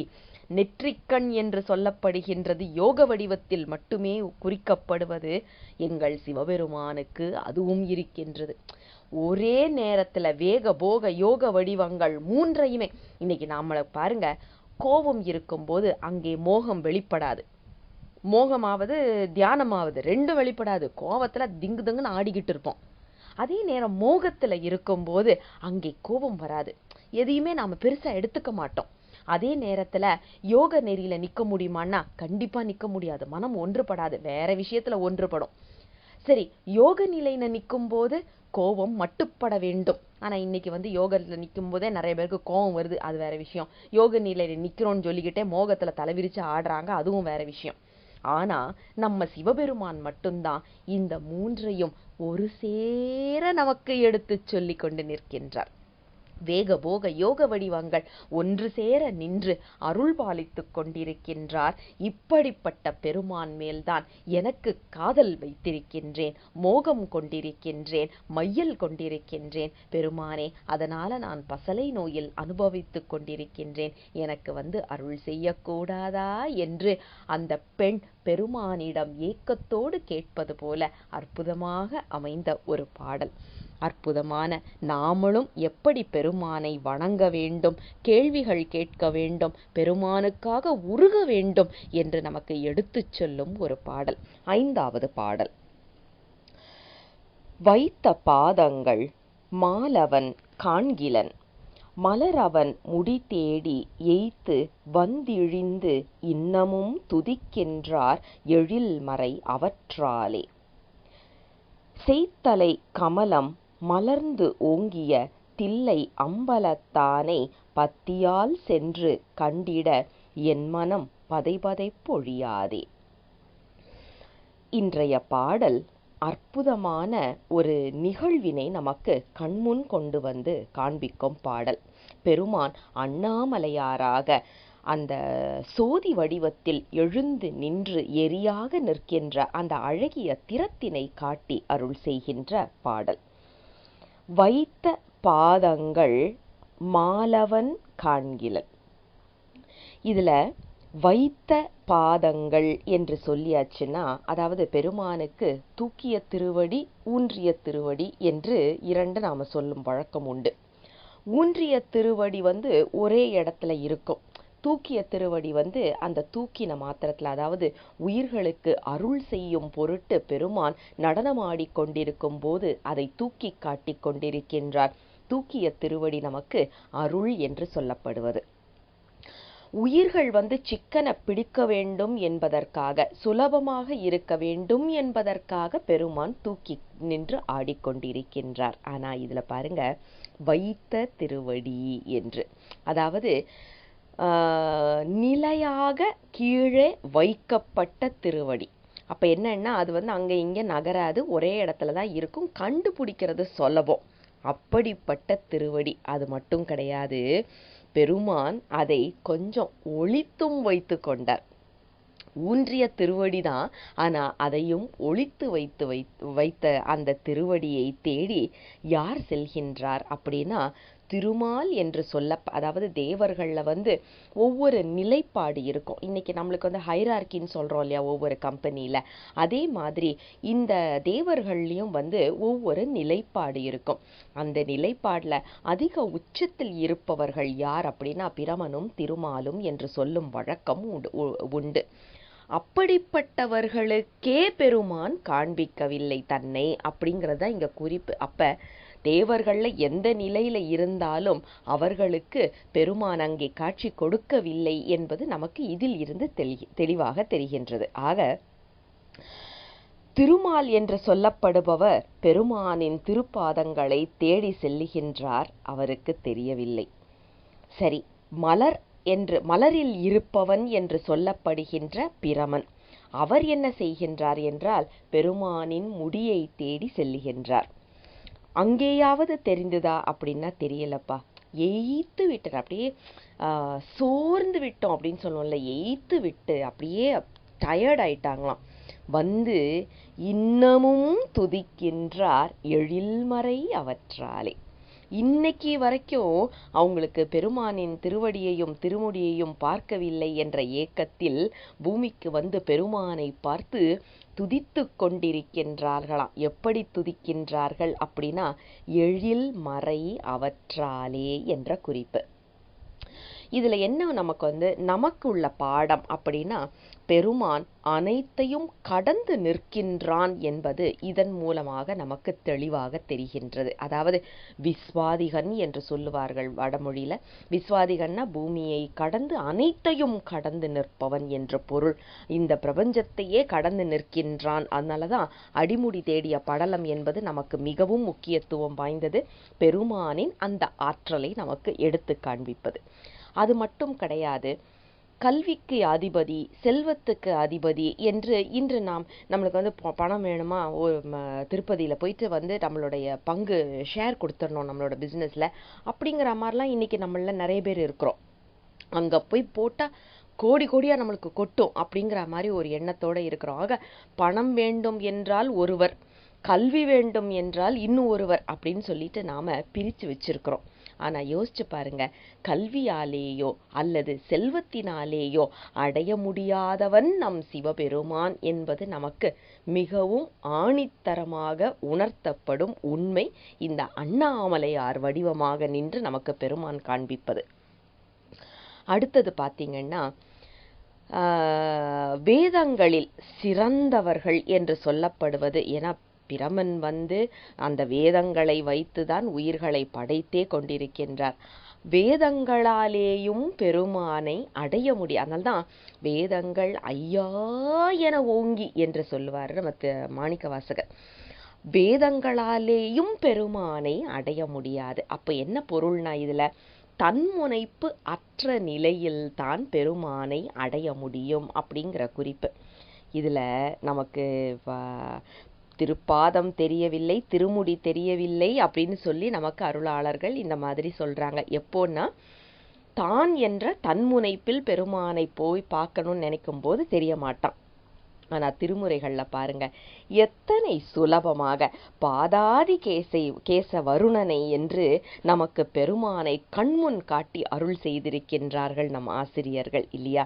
ஆக வேத வாக்கியங்களால் காண முடியாதவனை திருமுறைகளால் அடையலாம் என்பதை நமக்கு சுலபமாக எடுத்துச் சொல்லுவதுதான் இந்த திருமுறைகளின் மிகச்சிறந்த ஆற்றல். இதற்கு நமக்கு சான்று இருக்கா அப்படின்னா இருக்குது. 11ஆம் திருமுறையில 22வது திருப்பதிகம், அதாவது சிவபெருமான் திரு அந்தாதி என்பதில் 100வது பாடலை எடுத்து பார்த்தா நமக்கு இந்த குறிப்பு அற்புதமாக நமக்கு கொடுக்கப்பட்டிருக்கின்றது. பெருமானை எப்படி அடையலாம் என்று. அதாவது 100 ஆண் பயன் ஆட்டி 100 மலர் சொரிந்து 100 ஆ நொடிவதனின் மிக்கதே 100 ஆ உடையான் பறித்த வெறி உத்தமனை வெள்ளேறு உடையானை பாடலால் ஒன்று. நீங்க 100 மாட்டு பசுமாட்டின் பாலை எடுத்து அவனுக்கு அபிடேகம் செய்தாலும் சரி, 100 விதமான மலர்களை சொரிந்து அவனை அப்படியே குளிர்வித்தாலும் சரி, நீங்க 100 பெயர்கள் கொண்டவன் என்று, அதாவது எண்ணில்லாத பெயர்கள் என்று சொல்லி இன்னைக்கு நாம சொல்றோம்ல, லட்சார்ச்சனை, என்னென்னமோ வருது, அர்ச்சனைகள் செய்ய போறோம், இத்தனை சங்காபிஷேகம் செய்ய போகின்றோம், அப்படின்னு சொல்லி கூடையா நாம வந்து அபிஷேகம் செய்யறதுலயும் புற வழிபாட்டுல அத்தனை அற்புதமாக நாம நிற்கின்றோம். ஆனா பெருமானை சுலபமாக அடைவதற்கு வழி என்ன அப்படிங்கிறது இந்த பாடல்ல நமக்கு சொல்றார் பாருங்க. உத்தமனை வெள்ளேறு உடையானை எப்போது நாம் அடையலாம் என்றால், ஒரே ஒரு பாட்டு பாடினா போதுமா. திருமுறைகள்ல இருந்து ஒரு பாட்டு பாடினா 100 மாட்டின் பாலை எடுத்து அபிடேகம் செய்தற்கு சமம். 1000 முறை 1,00,000 முறை அவனது திருப்பெயர்களை உச்சரிப்பதற்கு சமம். 100 மாதிரியான மலர்களை கொண்டு வந்து அவனுக்கு அபிடேகம் பண்ணுவதற்கான சமம். ஆக இன்னைக்கு சிவபூசை பண்ண முடியல அப்படின்னு யாராவது வருத்தப்பட்டீங்கன்னா கவலையே படாதீங்க. வாயார மனசார ஒரே ஒரு பாட்டை பாடுங்க போதும். ஒரு பாட்டு பாடினா நமக்கு பெருமானுக்கு இத்தனை விதமான பூசனைகள் செய்வதற்கு அது ஈக்குவலண்ட், அதுவும் இதுவும் சரிசமம் என்பதை நமக்கு அருளாளர்களே எடுத்து சொல்லியிருக்காங்க. இதை விட நம்ம வேற எங்க போய் சான்று தேடுறோம்? ஆக திருமுறைகளை கண்டிப்பாக ஓத வேண்டும். ஏன் அப்படின்னா பெருமானை சுலபமாக அடைவதற்கான வழி ஒன்றும் கிடையாது. நீங்க இன்னைக்கே உங்களோட பூசை அறையில உட்காந்து படிச்சு பாருங்க. மனம் ஒன்று நீங்க உங்க திருமுறையை எடுத்து பாடுங்க, படிங்க. பக்கத்துல யார் இருக்கிறாங்க, என்ன நினைப்பாங்க, எதுவுமே இல்லாமல் நீங்களும் பெருமானும் என்று சொல்லி எடுத்து வைத்து உட்கார்ந்து நீங்க பாடுங்க. உங்க பக்கத்துல சிவபெருமான் வந்து உட்கார்ந்து இருக்கிறத நீங்க உணர்வீர்கள். ஏன்னா பாட்டுக்கு அடிமைங்க சிவபெருமான். யாராவது ஒருத்தன் பாட மாட்டானா அப்படின்னு அவர் காத்துக்கிட்டு இருக்கிறாரு. நாம என்னன்னா எத்தனை கூச்சப்படுறோம் பாடுறதுக்கு. எனக்கு பண் வரலைங்க, எனக்கு குரல் சரியா இல்லைங்க. இத்தனை வயசுக்கு மேல எப்பா இந்த வயசுக்கு மேல நம்மளை சிவத்துக்குள்ள வர வச்சது அவன், இந்த குரலை கொடுத்தது அவன், பண் வரலைன்னா அந்த அறிவை கொடுத்ததும் சிவபெருமான் தான். அப்ப நாம ஏன் வருத்தப்படணும், நாம ஏன் அச்சப்படணும்? நம்ம குழந்தை எப்படிப்பட்ட குரலில் பேசினாலும் அது நமக்கு தேன் மாதிரி தான் காதுல விழும். நாம அந்த மாதிரி பெருமானின் குழந்தைகள். எப்படி பாடினாலும் பெருமானுக்கு அது தேனாகத்தான் இருக்கும். தைரியமா பாட வேண்டும். ஏன் அப்படின்னா இங்க பாருங்க, இன்னைக்கும் துதித்து கொண்டிருக்கின்றார்கள் எழில்மறை அவற்றாலே பெருமானை பார்க்க முடியல. ஆனா பாருங்க 11ஆம் திருமுறையில நமக்கு எப்படி பெருமானை அடைவதுன்னு லட்டு மாதிரி கையில கொடுத்துட்டாங்க அருளாளர்கள். சரி, இப்படிப்பட்ட சிவபெருமானை அடைவதற்கு என் மனம் பதைப்பு பதைச்சிட்டு இருக்குதாம். அதாவது ஐயோ பெருமானை நான் எப்போ போய் சேருவேன், நான் எப்போ போய் பெருமானை பார்ப்பேன் அப்படின்னு சொல்லிட்டு அந்த ஒரு தவிப்பு இருக்கும் இல்லையா, அந்த தவிப்பை வந்து நமக்கு ஆசிரியர் அழகாக எடுத்து சொல்லுகின்றார். இப்ப பாருங்க, செய்தலை கமலம் மலர்ந்து ஓங்கிய தில்லை அம்பலத்தானை பத்தியால் சென்று கண்டிட. எப்படி மனம் பதைக்கின்றதா, பக்தியால் அவனை சென்று பார்ப்பதற்காக. சும்மா ஏனோதானோன்னு போய் பார்க்கக்கூடாது. சரி இன்னைக்கு காலைல கோயிலுக்கு போல, எனக்கு கோட்டா இருக்குது, நான் போய் சாமி கும்பிட்டுட்டு வந்துடுறேன் அப்படின்னு சொல்லிட்டு அவசரமா போவோம். நாம் அங்கே போகும்போதும் நம்ம சாமி கும்பிடும்போதும் எதுலேயுமே மனசு வந்து ஒன்றாது. கடமையேன்னு போயிட்டு வருவோம். இன்னைக்கு கோயிலுக்கு போகணும் அப்படின்னு அந்த கணக்கு வச்சு போகக்கூடாது. அதுக்கு பதிலாக பக்தியால் செல்ல வேண்டும். அப்படி செல்லும் போது மனசுல ஒரு ஏக்கம் அதாவது இப்ப பார்க்க போறேன், இன்னும் ஒரு 2 நிமிஷத்துல நான் சாமி கிட்ட போயிடுவேன், நான் இப்ப பார்க்க போறேன் அப்படின்னு சொல்லிட்டு அந்த ஒரு ஏக்கத்தோடு, அந்த ஒரு பதைப்போட நாம் செல்லும் நாள் எந்நாள் என்று ஒரு தலைவன் தலைவி காதல் நிலையில் வைத்து ஆசிரியர் நமக்கு அற்புதமாக இந்த பாடலை எடுத்து சொல்லி இருக்கின்றார். அதாவது நாம பெருமானை எப்படி சென்று பார்க்க வேண்டும், எப்படிப்பட்ட மனநிலை இருக்க வேண்டும் என்பதை அழகுற எடுத்து சொல்லிய ஒரு பாடல். 6வது பாடல். தேய்ந்து மெய் வெளுத்து அகம் வளைந்து அரவினை அஞ்சி தான் இருந்தேயும் காய்ந்து வந்து எந்தனை வலி செய்து கதிர்நிலா எரி தூவும் ஆய்ந்த நான்மறை அந்தணர் தில்லையுள் அம்பலத்து அரண் ஆடல் வாய்ந்த மாமலர் பாதங்கள் காண்பதோர் மனத்தினை உடையேற்கே. இன்றைய பாடல் பெருமானின் தலையில் பாம்பும் நிலவும் ஒன்றாக இருக்கின்ற அந்த திறத்தினை அழகாக எடுத்துச் சொல்லும் பாடல். அதாவது தேய்ந்து மெய்வெழுத்து அகம் வளைந்து அரவினை அஞ்சி. இந்த பாம்புக்கும் நிலவுக்கும் நிலையான ஒரு பகை உண்டு. ஆனால் கிரகணம் நேரத்தில் வந்து பாம்பு விழுங்குகின்றது என்ற ஒரு புராணத்தின் அடிப்படையில் நாம் வந்து இந்த ஒரு பய உணர்ச்சியை நாம் வந்து எப்போவுமே சொல்லுவது உண்டு. அந்த பாம்போடைய பயம் காரணமாக நிலவு என்ன செய்கின்றதா, அந்த பயத்தின் காரணமாக எண்ணெய் சுடுகின்றது அப்படின்னு நயமாக இங்கே ஆசிரியர் சொல்லுகின்றார். ஆனால் இதை வந்து ரொம்ப ஆழமாக நாம் சிந்திச்சோம் அப்படின்னா மனோ தத்துவத்தையும் இதில் அழகாக வைத்து அருள் செய்கின்றார் ஆசிரியர். மனோ தத்துவ ரீதியில் என்ன சொல்லுவாங்க, இப்போ நம்மளுக்கு தெரியும். அதாவது இல்லத்தில் நடக்கக்கூடிய வன்முறைகள் அப்படின்னு நிறைய நடந்துட்டு இருக்குது, டொமெஸ்டிக் வயலன்ஸ்ன்னு சொல்கிறோம். அது எல்லாத்திற்குமே காரணம் என்ன அப்படின்னு எடுத்து பார்த்தா, அந்த ஆண்மகன் சின்ன வயதில் இருந்தே பார்த்தீங்கன்னா நிறைய வந்து ஒரு தோல்விகளையும் அதே நேரத்திலையும் அவருடைய வளர்ப்பு வந்து ரொம்ப ஒரு சீர்கேடான வளர்ப்பாக இருக்கும். அப்படி இருக்கும்போது தான் மனைவியை அடிப்பது, குழந்தைகளை அடிப்பது என்று அந்த வன்முறை செயல்கள் வந்து ஒரு மனிதனிடம் வரும்.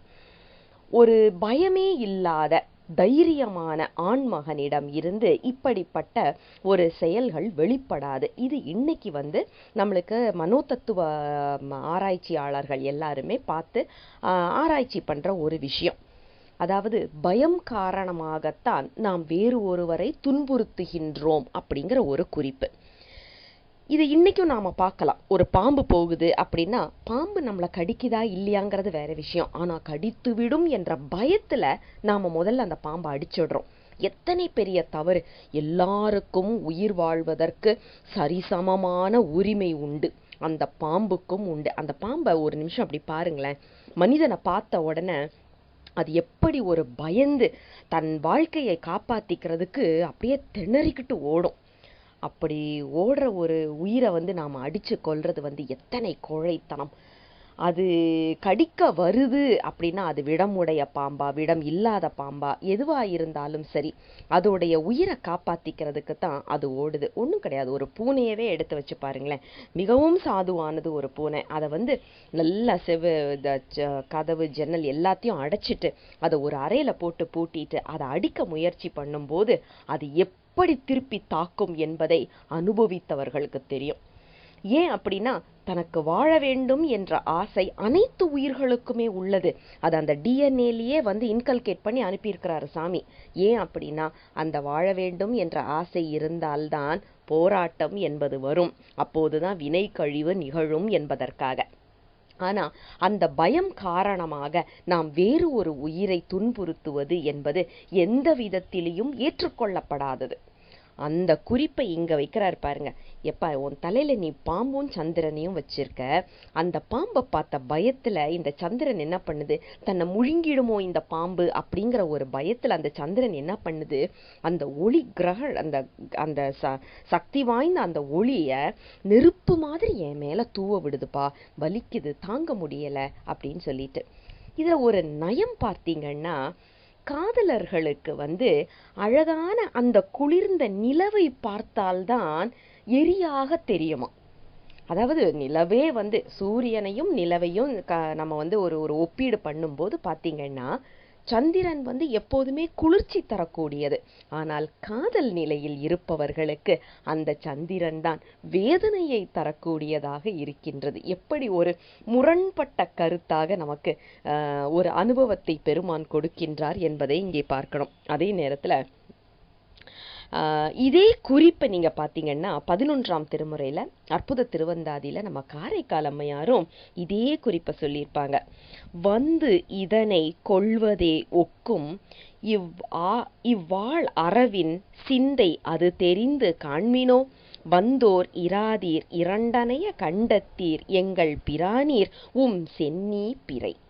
உன் தலையில் அந்த பிறை இருக்குல்ல, அது அந்த பாம்பை பார்த்து பயந்துகிட்டே இருக்கு, அதுக்கு நீ ஏதாவது செய்யக்கூடாதா? அதாவது அடைக்கலமாக வந்துவிட்ட ஒரு உயிருக்கு அதன் பயத்தை நீக்க வேண்டியது உனது வேலை, அதை நீ இன்னும் செய்யாமல் இருக்கின்றாயே என்று பெருமானிடம் கேட்பதாக அற்புதமாக அமைந்த ஒரு பாடல். இங்கேயும் அதேதான். அதாவது இந்த உயிர்கள் பெண்ணாக பாவனை செய்து பெருமானை அடைக்கலம் என்று வந்துவிட்ட பிறகு பெருமான் நம்மை விளையாட்டு பொருளா எடுத்து பார்ப்பாரா அப்படின்னா கண்டிப்பா பார்க்க மாட்டாரு அப்படிங்கிற குறிப்பை தான் நமக்கு இதுல அழகாக வைத்து சொல்லுகின்றார் ஆசிரியர்.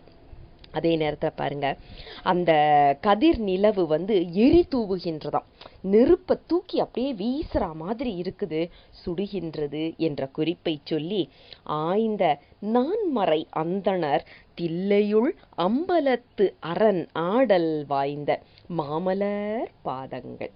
பெருமான் தில்லையில் நின்று ஆடிக்கொண்டிருக்கின்றான். எப்படிப்பட்ட தில்லை தெரியுமா?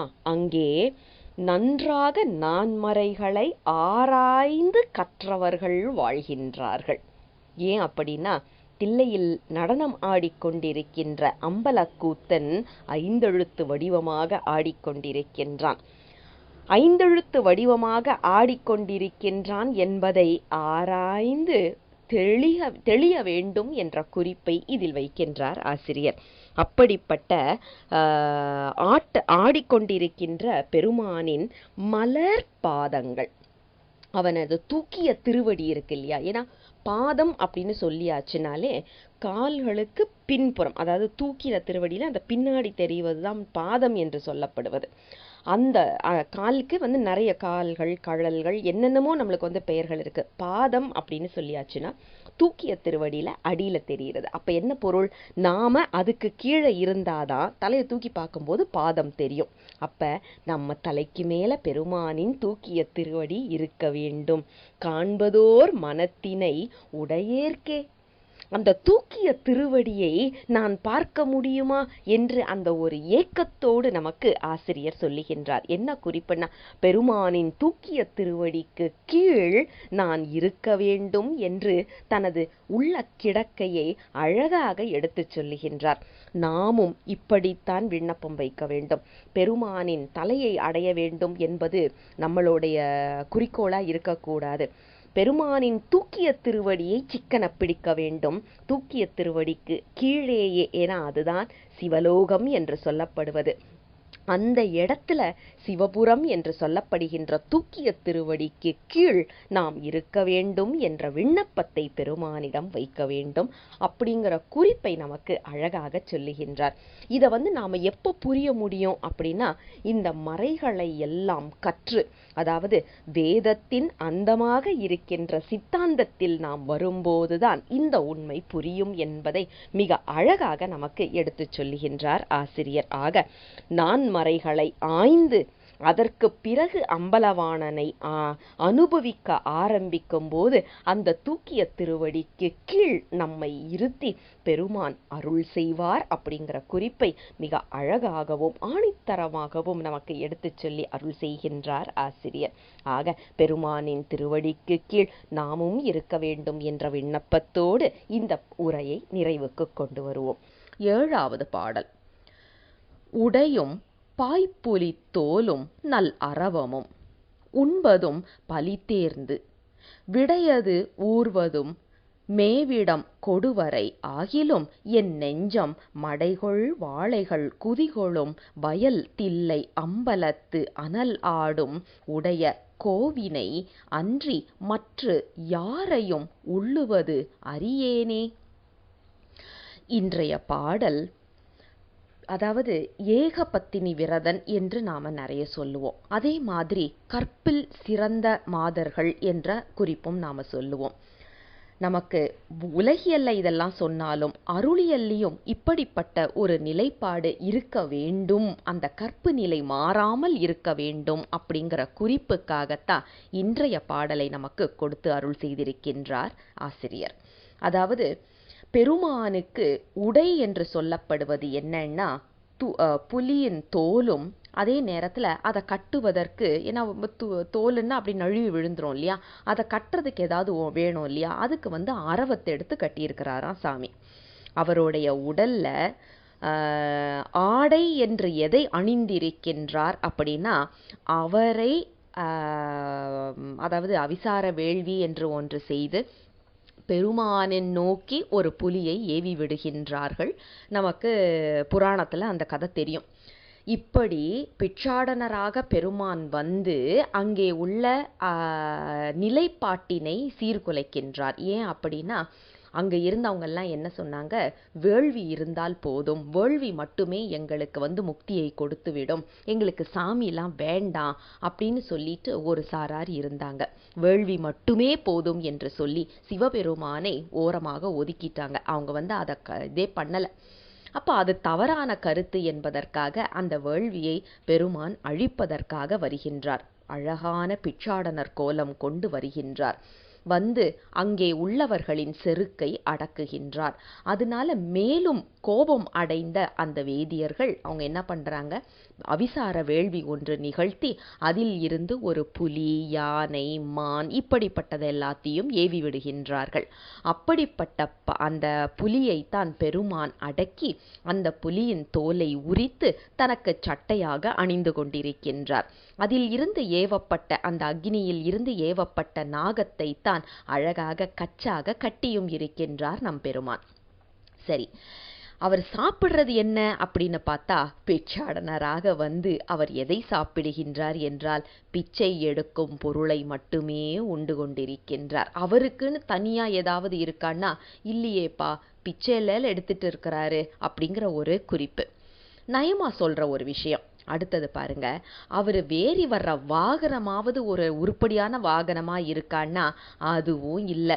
ஒரு வயசான ஒரு மாட்டுல ஏறி வந்துகிட்டு இருக்கிறாரு. சரி, அவர் இருக்கிற இடம் எது அப்படின்னா, பயங்கரமான குளிர் நிறைந்ததும் விலங்குகள் நிறைந்ததுமாக இருக்கின்ற, கொடுமை செய்யக்கூடிய கைலாயம் என்று சொல்லப்படுகின்ற இடம் என்று சொல்லி, ஏதாவது ஒன்று, அதாவது இப்போ ஒருத்தர் மேலே நமக்கு காதல் வரணும் அப்படின்னா, இன்னைக்கு உள்ள காலகட்டத்தில் பார்த்தீங்கன்னா படிப்பு இருக்கா, அழகு இருக்கா, வசதி இருக்கா, இப்படியெல்லாம் இருக்கு. ஆனால் உண்மையான காதல் இதெல்லாம் நோக்கி வருவது கிடையாது. அழகை நோக்கி வரும் காதலோ, அல்லது பணத்தை நோக்கி வரும் காதலோ, அல்லது செல்வாக்கை நோக்கி வரும் காதலோ எதுவாக இருந்தாலும் மாறி போய்விடும் ஒரு காலகட்டத்தில். உண்மையான அன்பு என்று சொல்லப்படுவது இதையும் தாண்டி, அழகு இல்லைன்னாலும், படிப்பு இல்லைன்னாலும், நம்மக்கிட்ட எந்த வசதியுமே இல்லைன்னாலும் காதல் வரும். எப்படின்னா, இந்த உயிருக்கு, அதாவது இதை பாடும் உயிருக்கு, பெண்ணாக தன்னை பாவித்து ஆசிரியர் பாடுகின்றார் இல்லையா, நம்மளுடைய நிலைப்பாடு. இந்த பெண்ணாக தன்னை பாவித்து நமக்குரிய ஆன்ம நாயகன் எப்படிப்பட்டவனாக இருக்கிறான், ஏதாவது ஒன்று அவன்கிட்ட நல்ல விதமாகவோ அல்லது பாசிட்டிவா சொல்லலாமா அப்படின்னு கேட்போம் இல்லையா, ஏதாவது ஒன்று நம்ம அவன்கிட்ட நல்லதா சொல்ல முடியுமான்னா எதுவுமே இல்லைப்பா. டிப்டாப்பாக ட்ரெஸ் பண்ணிட்டு வர்றானான்னா அதுவும் இல்லை, வெறும் புலித்தோலை தூக்கி மாட்டிக்கிட்டு வர்றான். அவனை பார்த்தாலே பயமா இருக்குது. சரி, மாட்டில் ஏறி வர்றான், புலித்தோலை கட்டிக்கிட்டு மாட்டில் ஏறி வர்றான் அப்படின்னா எப்படி ஒரு காம்பினேஷன் பாருங்க. இதை சொல்லிட்டு, இப்படிப்பட்டவன்ட்ட தான் என் மனசு போயிருச்சு, இதில் என்னன்னா இப்படி இருந்தாலும் ஆகிடும் அப்படின்னு சொல்லிட்டாரு. என் நெஞ்சம் எப்படி இருக்குன்னா, இவனை தவிர வேற யாருக்கிட்டையுமே போக மாட்டேங்குது, போகவும் போகாது என்று சொல்லி. அதாவது இந்த அருளியல்லையும் கற்பு நிலை என்பது மிகவும் முக்கியம். இப்போ எப்படி ஒரு வாழ்க்கை துணைக்கு நாம் துரோகம் பண்ணாமல் அப்படியே இருக்கின்றோமோ, அதே நிலைப்பாடு நமக்கு அருளியலும் வரணும். சிவபெருமானை தவிர மற்ற தெய்வங்கள் எல்லாமே சிறு தெய்வங்கள் அப்படின்னு சொல்லிட்டு அவர்களுக்கு ஒரு வணக்கத்தோடு வெளியில் வருகின்ற பக்குவ நிலை வர வேண்டும். சிவாய நம. வணக்கத்திற்கு உரியவர்கள், வழிபாட்டுக்கு உரியவர்கள் என்ற பேதம் நமக்கு நன்றாக தெரிய வேண்டும். எப்படிப்பட்டவர்களை வேணாலும் வணங்கலாம், ஆனால் வணக்கத்தோட வெளியில் ஒரு கும்பிடு போட்டு வணக்கங்க, நல்லா இருக்கீங்களா, சௌக்கியமா அப்படின்னு சொல்லிட்டு வர்றோம் இல்லையா, அதே மாதிரி வந்துடணும். ஆனால் வழிபாடு என்று சொன்னால் அது சிவபெருமானுக்கு மட்டுமே என்ற அந்த தெளிவுடைய உயிராக நாம் வாழ வேண்டும், அந்த கற்பு நிலையில் நாம் வாழ வேண்டும் என்ற குறிப்பை சொல்லி, இப்படிப்பட்ட பெருமான் எங்கே இருக்கின்றான் தெரியுமா, அழகான நீர்நிலைகள் நிறைந்து இருக்கு. அங்க வாழை மீன்கள் துள்ளி குதித்து கொண்டு விளையாடி கொண்டிருக்கின்றது. அப்படிப்பட்ட தில்லை என்று சொல்லப்படுகின்ற அம்பலத்தில் அழகாக ஆடிக்கொண்டிருக்கின்றான். அதுவும் எப்படி, அம்பலத்து அனலாடும், தீயில நின்று ஆடிக்கிட்டு இருக்கான், அனலை ஏந்தி ஆடிக்கொண்டிருக்கின்றான், நெருப்பில் நின்று ஆடிக்கொண்டிருக்கின்றான். இப்படிப்பட்ட தலைவனை, கோவினை என்று சொல்லுகிறார். இப்படிப்பட்ட தலைவனை, நம்மளுடைய ஆன்ம நாயகன் எப்படிப்பட்டவன் அப்படின்னா, இந்த பிரபஞ்சத்துக்கு எல்லாம் அதிபதி. அவனுக்கு வேணும்னு கேட்டா கொண்டு கொட்டுறதுக்கு கொட்டுறது யாருமே கொட்ட வேணாம், எல்லாமே அவனோடையது. இந்த உலகத்தில் நீங்கள் எடுத்து பாருங்க, நாம் இன்னைக்கு போட்டிருக்கிற பட்டு புடவையாகட்டும், இல்லை நல்ல சஃபாரி சூட்டு எது வேணாலும் நம்ம எடுத்துக்குவோமே, எல்லாமே பெருமான் நமக்கு கொடுத்தது. தங்கம், வைரம், வைடூரியம் எல்லாமே அவன் படைத்தது. எதை எடுத்தாலும் அவன் கொடுத்தது. அப்போ இது எல்லாம் அவனுக்கு சொந்தம் தானே. இதை அவன் போட்டு அலங்காரம் பண்ணி யாரையும் மயக்க வேண்டும் என்ற அவசியம் கிடையாது. எல்லாரும் ஒதுக்குகின்ற விஷயத்துக்குத்தான் அவன் அடைக்கலம் கொடுத்து நிற்கின்றான். எது போல என்றால், நாமும் ஒரு காலத்துல யாருமே இல்லாத அனாதைகள் என்று நாம உணரும் போது நான் இருக்கிறேன் அப்படின்னு சொல்லிட்டு அப்படியே நம்மை வாரி அணைத்து கொள்ளுவதற்காக காத்து கொண்டிருக்கின்றான் நம் பெருமான் அப்படின்ற குறிப்பை நமக்கு அழகாக சொல்லுகின்றார். ஆக வேற யாரையும் நினைக்காத ஒரு கற்பு நிலை நமக்கு வர வேண்டும் என்ற குறிப்பை அழகாக எடுத்துச் சொல்லுகின்ற பாடல் இந்த பாடல். இதே குறிப்பை வந்து நமக்கு 11ஆம் திருமுறையில அற்புத திருவந்தாதியில நம்ம காரைக்கால் அம்மையாரும் இதே குறிப்பை சொல்லி அருள் செய்திருப்பாங்க. அதாவது, அவர்க்கே எழுபிறப்பும் ஆளாவோம் என்றும் அவர்க்கே நாம் அன்பாவதல்லால் படர்சடை மேல் பாகாப்போல் சூடும் அவர்க்கே அல்லால் மற்றொருவர்க்கு ஆகாப்போம் எஞ்ஞான்றும் ஆள். அவரை தவிர வேற யாருக்கும் நாங்க ஆளாக மாட்டோம், நாங்க யாரோட ஆள் தெரியுமில்ல அப்படின்னு இருமாப்போட சொல்றது யாருக்கு அப்படின்னா எங்கள் சிவபெருமானுக்கு என்று காரைக்கால் அம்மையாரும் அற்புதமாக நமக்கு எடுத்து சொல்லி இருக்கின்றார்கள். இதே குறிப்பு எல்லா அருளாளர்களும் சொல்லியிருக்காங்க. நம்பி ஆரூரர் இவரை தவிர நான் வேற எங்கேயுமே போக மாட்டேன் அப்படின்னுட்டு ஆணித்தரமாக எடுத்து நிறைய பாடல்கள்ல நமக்கு அந்த உரைப்புத்தன்மையை உணர்த்துவதற்காக பாடி அருள் செய்திருக்கின்றார்கள். ஆக பெருமானை அன்றி வேறு ஒரு தெய்வத்திடம் மனம் சென்றுவிடக் கூடாது என்ற விண்ணப்பத்தோடு, பெருமானுக்கிட்ட தான் அந்த விண்ணப்பத்தையும் வைக்க முடியும், நம்ம கையில கிடையாது. அந்த விண்ணப்பத்தோடு இந்த உரையை நிறைவுக்கு கொண்டு வருவோம். 8வது பாடல். அறிவும் மிக்க நல் நாணமும் நிறைமையும் ஆசையும் இங்குள்ள உறவும் பெற்ற நல் தாயொடு தந்தையும் உடன் பிறந்தவரோடும் பிரிய விட்டு உனை அடைந்தனன் ஏன்றுகொள். பெரும்பற்ற புலியூரின் மறைகள் 4ம் கொண்ட அந்தணர் ஏத்த நல் மானடம் மகிழ்வானே. இன்றைய பாடல் ஒரு காதல் கொண்ட தலைவி எப்படிப்பட்ட ஒரு மனநிலையில் இருப்பாளோ அதை அப்படியே நமக்கு எடுத்து காட்டுகின்றார் ஆசிரியர். அதாவது, காதல் வயப்பட்ட ஒரு பெண் தன் சுத்தி இருக்கிற அனைத்தையும் விட்டு, எல்லாத்தையும் விட்டுட்டு, எல்லாம் அப்படின்னா நமது உடைமைகள் 3 வகையாக சொல்லப்படும். இந்த பாட்டுல பாருங்க, அறிவும் மிக்க நல் நாணமும் நிறைமையும் ஆசையும் உறவும் பெற்ற நல் தாயோடும் தந்தையும் உடன் பிறந்தவரும் என்று வருகின்றது. அதாவது நம்ம உடைமைகள் அப்படின்னு சொல்றது வந்து 3 வகையாக நாம பிரிக்கலாம். ஒன்று வந்து நம்மிடம் இருந்து பிரிக்க முடியாதது. அதாவது உதாரணத்துக்கு நம்ம கையே, காலு, கண்ணு, மூக்கு இதெல்லாம் வந்து பிரிக்க முடியாதது. அடுத்தது பிரிக்கக்கூடியது, அதாவது நம்மளுடைய ஆடை, அணிகலன் இது போன்றது, அதாவது செயற்கையா நம்மேல் நாம போட்டுக்கொள்வது. 3வது வந்து பிரிந்தே இருப்பது, நம்ம வீடு, காரு இதெல்லாம் வந்துட்டு பிரிந்தே இருப்பது என்று சொல்லப்படுவதாக 3 மாதிரியாக நம்மிடம் இருக்கும் பொருட்களை, உடைமைகளை நாம் பிரிக்க முடியும். அருளியல்லியும் அதேதான், பொருளியல்லியும் அதேதான். இதுல பாருங்க, அறிவும் மிக்க நல் நாணமும் இது பிரிக்க முடியாதது. அதாவது அறிவு என்பது நாம் பிறந்த உடனே நம்ம கூடயே வருவது. ஒரு பெண்ணுக்கு இயல்பாகவே நாணம் என்பது இருக்கத்தான் செய்யும். ஆக அறிவும் நாணமும் என்று சொல்லப்படுவது இரண்டுமே நம்மிடம் இருந்து பிரிக்க முடியாதது. அடுத்தது பாருங்க, நிறைமையும் ஆசையும் இது வந்து பிரிக்கக்கூடியது. இதெல்லாம் வந்து பின்னாடி பின் சேர்க்கைன்னு சொல்லுவோம்ல, அந்த மாதிரி பின்னாடி வந்து நம்மளுடைய குணாதிசயங்களோட சேர்ந்தது. நம்மளுடைய பிறந்த சூழ்நிலை, வளர்ந்த சூழ்நிலை, இதுதான் நம்மளுடைய ஆசைப்படுவதும் ஆசைப்படாமல் இருப்பதும் பொறாமைப்படுவதும் பொறாமைப்படாமல் இருப்பதும் இது எல்லாமே அதில் இருந்து வருவதுதான். ஆக இது வந்து நம்மிடம் வந்து செயற்கையாக ஒட்டி கொண்டவை. 3வது பாருங்க, பிரிந்தே இருப்பது. எதுனா உறவு, பெற்ற தாய், தந்தை, உடன் பிறந்தவர்கள் என்று இவர்கள் அனைவரும். ஆக ஒரு உயிர் தனக்கு பிரிக்க முடியாதது, பிரிக்கக்கூடியது, பிரிந்தே இருப்பது என்ற அனைத்தையும் விட்டுவிடுகின்றது. ஒரு காதல் கொண்ட ஒரு தலைவியின் நிலையும் இதுதானே. நாணம் என்பது விட்டு போயிடும். அந்த நேரத்தில் அங்கே வெக்கம்லாம் வராது. பார்த்த உடனே பிடிச்சிருக்குன்னு சொல்றதுக்கு தோணும். அம்மா, அப்பா எல்லாரையும், தோழிகள்லேருந்து எல்லாரையும் விட்டுட்டு போயிடுறோம். ஆக இந்த நிலைப்பாடு நமக்கு சிவத்திடம் வர வேண்டும். உலகியல்ல வந்து நமக்கு எல்லாமே கொடுக்கப்பட்டது எதுக்குன்னா இது எல்லாமே வெறும் ஒரு டெமோ தான், மாதிரி தான். இந்த மாதிரியை வைத்துக்கொண்டு உண்மையானதை நாம் அடைய வேண்டும் அப்படின்னு சொல்லிட்டு நகல்லையே நாம நின்றுடக்கூடாது. ஆனா இன்னைக்கு நாம என்ன பண்றோம், நகலே நல்லா இருக்கு, இந்த மாதிரியே நல்லா இருக்குன்னு சொல்லிட்டு இதுலயே உட்காந்துடுறோம். அதுதான் நாம செய்யற மிகப்பெரிய தவறு. இதுவே இவ்வளவு ருசியாக இருக்கின்றது என்றால் அப்போ நேரடியாக இதையெல்லாம் கடந்து நிற்கக்கூடிய அந்த இன்பம் எப்படி இருக்கும் என்று நாம கொஞ்சம் யோசிக்கணும்.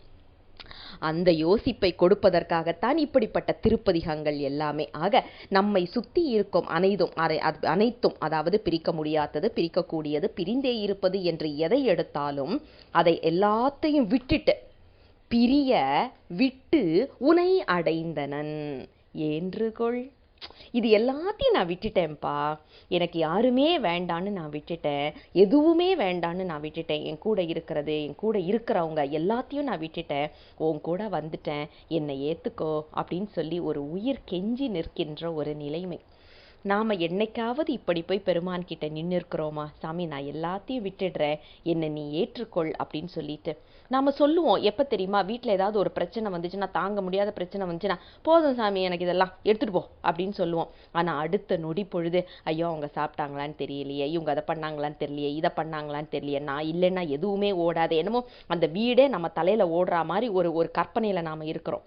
உண்மையாக மனதில இருந்து நாம சொல்லியிருக்கிறோமா, என்னை கூட்டிட்டு போ சாமின்னு சொல்லிட்டு அப்படின்றத நாம யோசிச்சு பார்த்தோம்னா இல்லை என்பதுதான் உண்மையான பதிலாக நமக்கு வரும். ஆக இதையெல்லாம் பிரிய விட்டு உன்னை அடைந்தனன், என்னை ஏற்றுக்கொள் சாமி, என்னை ஏத்துக்கோ சாமி அப்படின்னு சொல்லிட்டு பெருமானிடம் கெஞ்சி நிற்கின்ற ஒரு உயிரின் நிலை. இதே குறிப்பு நமக்கு 7ஆம் திருமுறையில 7வது திருப்பதிகத்திலையும் நமக்கு நம்பி ஆரூரர் அருளி செய்வார். அதாவது தந்தையாரும் தவ்வையாரும் எழுத்தனை சார்வாகார். ஒரு அளவுக்கு கூட என்னை பெத்தவங்கன்னு சொல்ற தாயோ தந்தையோ எனக்கு சார்பாக வரமாட்டார்கள். ஏன் அப்படின்னா இவர்கள் அனைவரும் ஒரு நாள் என்னை விட்டு பிரிந்து போகக்கூடியவர்கள். இந்த உடலுக்குத்தான் அவர்கள் தாயும் தந்தையும், ஆனால் இந்த உயிருக்கு தாயும் தந்தையாகவும் இருப்பது நீ. உன்னைதான் நான் உண்மையான சார்பு என்று நினைக்க வேண்டும், அந்த அறிவை எனக்கு கொடு என்று அருளாளர்கள் நம் பொருட்டு வேண்டுகின்றார்கள். இதே குறிப்ப 6ஆம் திருமுறையிலையும் 93ஆம் திருப்பதிகத்துல நம்ம அப்பர் பெருமான் சொல்லுவாரு, தந்தை யார், தாய் ஆர், உடன் பிறந்தார் ஆர், தாரம் ஆர், புத்திரர் ஆர், தாம்தான் யாரே. இவங்கெல்லாம் வேற வேறன்னு சொல்லிடுறோம். சரி, அம்மா வேற அப்பா வேற எல்லாம் நம்மளுக்கு தெரியும். அடுத்த ஒரு வரி போடுறாரு பாருங்க, தாம்தான் ஆரே, வந்தவாறு எங்கனே போமாறு. எப்படி வந்தோமோ அப்படியே போயிடுவோம்.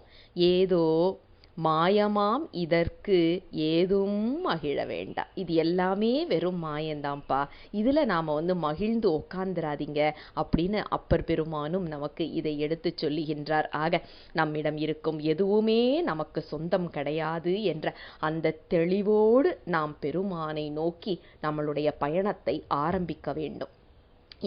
இந்த பாடலில் குறிக்கின்ற அந்த பெண்ணின் நிலை போல எல்லாத்தையும் நான் துறந்து விட்டேன், என்னை ஏற்றுக்கொள் என்று பெருமானின் திருவடியில் விண்ணப்பத்தை வைக்கின்றாள் இல்லையா, அந்த பக்குவ நிலை நமக்கு வர வேண்டும் என்றுதான் நாம் பெருமானிடம் கேட்க வேண்டும். எப்படிப்பட்ட பெருமானிடம் என்னை ஏற்றுக்கொள் என்று கேட்கின்றாள் அப்படின்னா, பெரும் பற்ற புலியூர். அதாவது பற்று இருக்கக்கூடாது, ஆனா இது என்ன பெரும் பற்று அப்படின்னா, பற்று இல்லை என்று சொல்லப்படுபவர்கள் பற்றக்கூடிய இடம் என்பதனால்தான் அதற்கு பெரும் பற்ற புலியூர் என்று பெயர். பெரும் பற்றாக இருக்கக்கூடியவன் நம் சிவபெருமான். அப்படிப்பட்ட இடத்தில் புலியூர் என்ற பெரும்பற்ற புலியூர் என்ற இடத்தில் மறைகள் 4ம் கொண்ட அந்தணர் ஏத்த, அதாவது அங்கே தொடர்ந்து மறைகள் ஓதிக்கொண்டே இருக்கின்றன, வேதங்களும் திருமுறைகளும் ஓதிக்கொண்டே இருக்கின்றது. அங்கே ஏத்த நல் மானடம் மகிழ்வானே. அது என்ன நல் மானடம் அப்படின்னா, நல்ல நடனம், நடனம் என்ற குறிப்பை நாம எடுத்துக்கணும். நல்ல நடனம்னா என்ன, ஒரு உயிருக்கு அறிவை கொடுக்கக்கூடிய எதுவுமே நல்லது. அப்ப நடனம் வந்து எதற்காக ஆடுகின்றான் அப்படின்னா, இந்த உயிர்களுக்கு ஊன நடனம் ஞான நடனம் என்று இரண்டையும் காட்டி, இங்க பாருப்பா, இதெல்லாம் தான் உன்னுடைய படிநிலை, நீ கடந்து வர வேண்டும் என்பதற்காக நல்ல நடனத்தை ஆடுகின்றான். அவன் நல்ல நடனத்தை ஆடுவதை ஒரு உயிர் புரிந்து கொண்டால் என்ன நடக்கும் அப்படின்னா, அது மானடமாக நமக்கு காட்சி தரும். அதாவது ஆனந்த நடனம் என்று சொல்லப்படுகின்ற அந்த ஆனந்த நிலையை நமக்கு கொடுக்க வேண்டி பெருமான் ஆடுகின்ற நடனம்தான் அந்த மானடம், மிகப்பெரிய நடனம் என்று சொல்லப்படுகின்றது. ஆக பெருமான் ஊன நடனம் ஆடினாலும் ஞான நடனம் ஆடினாலும் ஆனந்த நடனம் ஆடினாலும் மகிழ்ந்தே இருக்கின்றான். என் புள்ள ஒரு ஸ்டெப் மேல வந்துட்டாயா அப்படின்னு சொல்லிட்டு அந்த காலரை தூக்கி விட்டுவாங்கல்ல ஒரு அப்பா, அந்த மாதிரி பரவாயில்ல, ஊன நடனத்தையாவது பார்க்க வந்துட்டான்ல, பரவாயில்ல, ஞான நடனத்தையாவது பார்க்குற ஒரு நிலைக்கு வந்துட்டா இல்லையா அப்படின்னு சொல்லிட்டு பெருமான் நமக்காக இந்த உயிர்கள் உய்வடைய வேண்டும் என்று எப்படியெல்லாம் போராடி கொண்டிருக்கின்றான் நம் பெருமான் அப்படின்னா, நிஜமாவே அங்கதாங்க நமக்கு நன்றி நிற்கணும். எத்தனையோ நம்ம சுற்றி இன்னைக்கு என்னென்னமோ சொல்கிறான். எனக்கு அன்னைக்கு வந்து அவன் சோறு போட்டான் தெரியுமா, எனக்கு வந்து அவங்க படிக்கிறதுக்கு கொடுத்தாக தெரியுமா, அன்னைக்கு பஸ்ஸுக்கு பைசா இல்லைன்னு எனக்கு கொடுத்தாக தெரியுமான்னு சொல்லிட்டு நாம் நன்றி பெருக்கோடு பேசுகின்றோமே. நாம் இவங்க எல்லாரும் ஏதோ ஒரு காரணம் பற்றி நம்மிடம் பழக்கப்பட்டு நமக்கு செய்பவர்கள். எந்த காரணமும் இல்லாமல் இந்த உயிர்கள் நன்றாக இருக்க வேண்டும் என்ற ஒரு பேராசை காரணமாக எத்தனை எத்தனை பிறவிகளில் எத்தனை ஜென்மங்களிலும் நமக்கு கூடவே இருந்து நம்மை அப்படியே வழிநடத்தி கொண்டு வருகின்றானே, அவனுக்கு இல்லையா நாம நன்றி கடன் பட்டிருக்கணும். இந்த உயிர் உருக வேண்டிய ஒரே ஆள் சிவபெருமான் என்ற அந்த தெளிவு நமக்கு வர வேண்டும் இல்லையா? ஆனா அந்த தெளிவை கொடுப்பதும் பெருமான் தான். நம்ம வினை கழிய கழியதான் அந்த தெளிவை நமக்கு கொடுப்பான். வினை எப்படி கழியும் அப்படின்னா ரொம்ப சுலபம். திருமுறைகள் படிக்க படிக்க அந்த வினை கழிவு நமக்கு கண்டிப்பாக நிகழும். அற்புதமான ஆழமான ஒரு பாடல் இன்று நமது சிந்தனைக்கு. 9வது பாடல். வான நாடுடை மைந்தனையோ என்பன் வந்தருளாய் என்பன் பால் நெய் ஐந்துடன் ஆடிய படர்சடை பால் வண்ணனே என்பன் தேனமர் பொழில் சூழ் தரு தில்லையுள் திருநடம் புரிகின்ற ஏனமா மணி பூண் அணி மார்பனே எனக்கு அருள் புரியாயே. இன்றைய பாடல் பெருமானை வாய்விட்டு அழைக்கின்ற அந்த அழகிய திறம். அதாவது காதல் கொண்ட ஒரு பெண் அந்த காதலனை நினைத்து நினைத்து ஏங்கி அந்த ஒரு ஏக்கத்தை வெளிப்படுத்துவாள். ஒரு காலகட்டத்தில் வந்து அந்த அச்சம், மடம், நாணம் இதெல்லாம் எதுவுமே இல்லாமல் வாய் விட்டே வந்து புலம்புற ஒரு சூழ்நிலையை உருவாக்கும் இந்த காதல் என்கின்ற அந்த உணர்வு. அப்படி புலம்பும் போது அவருடைய பெயரை சொல்லுவதே ஒரு இனிமையை தரும். அந்த பேரை கேட்கும் போதே, வேற யாராவது ஒருத்தர் அந்த பேரை சொல்லும் போதே ஒரு மனசுக்குள்ளால ஒரு அப்படி ஜில்லுன்னு இருக்கும்னு சொல்லுவாங்கல்ல, அந்த மாதிரி ஆகும்.